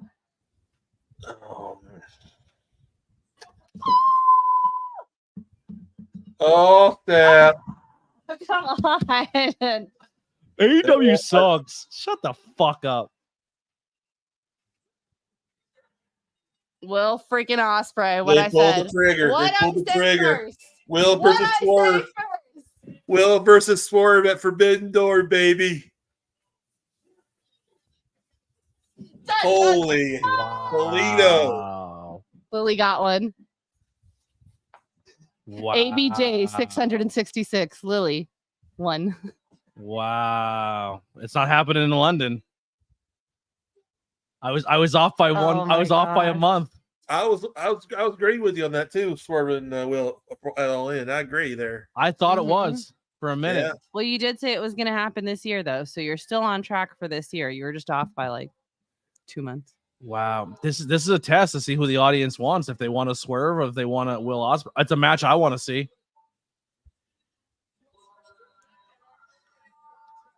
Oh, they're going to do a rampage. Well, like Dylan said, Dylan was correct. A Will Ospreay loss is not a bad thing. I think we're going to see one. Yeah. Yeah. Unless I do double champ with Will Ospreay. I don't think he How do loses you it do that double quick champ? though. He just holds 2 titles. Wait, what do you? Oh, There, I got you. I'm sorry. Takashi's going to beat Penta at Rampage. There you go. That's a win for all you people looking for a win for Takashita. There you go. There you go. And for people want to see something sing, there you go. It will be at 6:30 tonight. Vivian Van, Tony Storm. So that means they are going to do Dynamite on Friday. Then they're Oh, man, probably I'm going to so do looking forward Rampage to and then it. Dynamite. I'm still looking forward to Will versus Kyle O'Reilly for Collision. Holy cow. That's going to be a great match. Mariah May versus Or Saraya Collision, next I week mean. in Dynamite. Rampage and Collision. I don't know. Could you imagine a wrestling show that tells you some matches you're going to be looking forward to in their future shows? Imagine that. Kyle O'Reilly, Will Ospreay's going to be sick. Mm-hmm. There's no shot that Swerve loses his title that quick, right? But what I say, you have to have someone who looks like they're credible to beat the champion to make the championship mean something, right? Yeah. What better person than Will Ospreay? But that's a collision course right there. That's crazy. That better put this match in the main event. I'll tell you that right now. Wow. Wowzer. Did not see that coming. I like being surprised in wrestling, and boy, did they surprise me. I thought for sure it was going to be a Forbidden Door style matchup where it's going to be someone from an outside company taking on for the World Championship at Forbidden Door, but hell no. We're going to get Will Ospreay versus Swerve Strickland for the AEW World Championship at Forbidden Door in just 4 weeks' time. Exciting. What did you think of AEW tonight? It's a good show. I enjoyed it. It was fun. I enjoyed myself. I don't think it was a bad show. Well, Axel's going to be a happy camper. He's going to see Ospreay and Swerve at Forbidden Door. Yeah, but he's going to be sad that Copeland had to get rid of his title. He's going to be pissed. He'll be fine. Adam Copeland will be all right. What do you guys think of AEW tonight? You thought it was a fun show? How did we do as a stream? Hope you guys enjoyed yourselves. I'm glad to be back. Glad everyone got to hang out with me. Had really good debates tonight. And here's the thing. You can have differences of opinion in wrestling, and there's no right and there's no wrong. Yeah. Unless you're Dylan. He's completely wrong. No, I'm joking. He's just mostly wrong. But no, I really appreciate you guys. And it's good to have healthy conversation between each other in professional wrestling. And it doesn't have to get ugly or weird or anything like that. And I appreciate you. We hit 12. I'm going to hit it myself. And I'm going to be that guy and give me 13 likes tonight on the channel. Very, very good. Do love the new background graphic. Appreciate that. Thank you so much.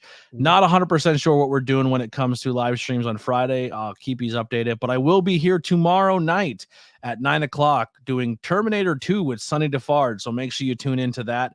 We really look forward to seeing you all there. Go watch Judgment Day tonight and get ready for not Judgment Day, the wrestling group, Judgment Day, the movie Terminator, and come hang out with us. I'm actually going to wear my Judgment Day t-shirt for the Judgment Day Terminator episode. That's what I'm going to do.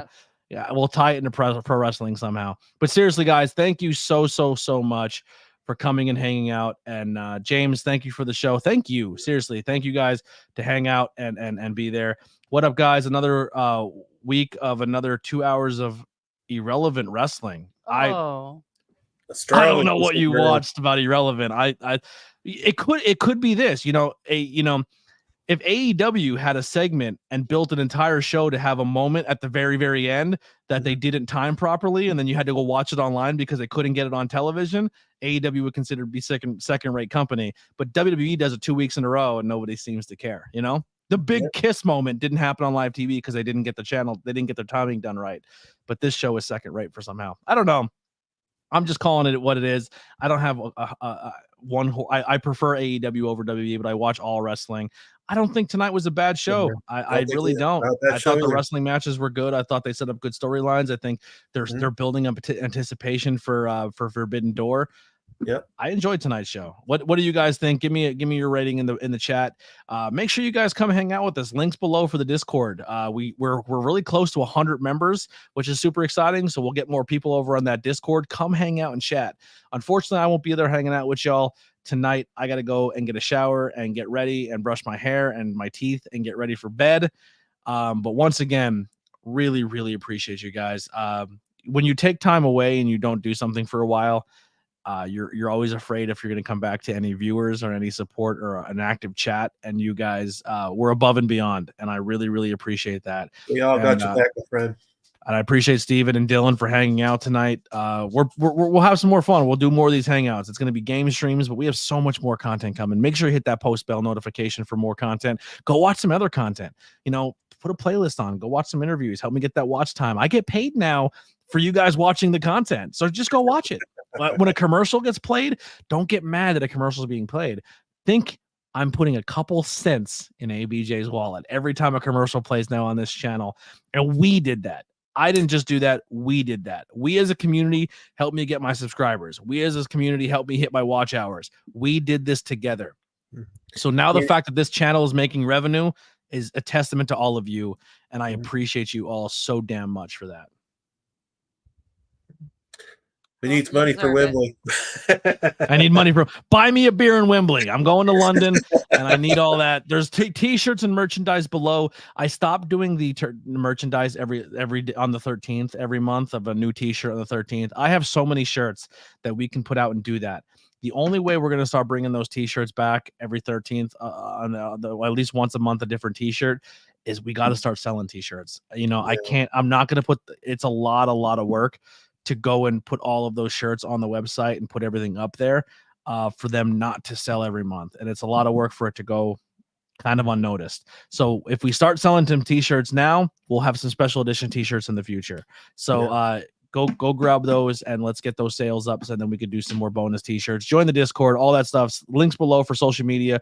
Follow me on the Instagram, the Twitters, the Facebooks, the whole nine. Facebook's getting really close to 1,000 members. So if you're on Facebook, go over and hit the community, hit 1,000 people. Thank you. But the page itself has not yet. So you can invite your friends to the Facebook page and help it grow. Steve, anything you want to plug before we get out of here? Nope. Support Raz on YouTube, Raz Dark Wolf. Always support ABJ, you know. Yeah. Once again, huge thank you, Freak Maniac. We haven't seen him in forever. How's he doing? He's doing pretty good. I just saw him the other day. I haven't seen him forever. You were gone for 3 days in Virginia. So. Yeah. Also, Raz, our Grand Slam champion. So those top 3-tier YouTube members on the YouTube side, thank you guys so much. Thank you to everyone who joins as a member on the Patreon side as well as the YouTube side. I will find a way to make Patreon a little more relevant for you guys. I will get more involved with that. So yeah, support all around. Thank you guys so much. If you do buy any merchandise, send me a photo of you in the merchandise so we can put you on the social medias and thank yous. There is a tab on the Instagram that every time somebody does a new t-shirt, I put you on a story on Instagram and it stays there in my reels. But that's going to do it for us tonight. We're out of here for another episode of Hanging Out with ABJ. Myself, Steven, Lily. See you later.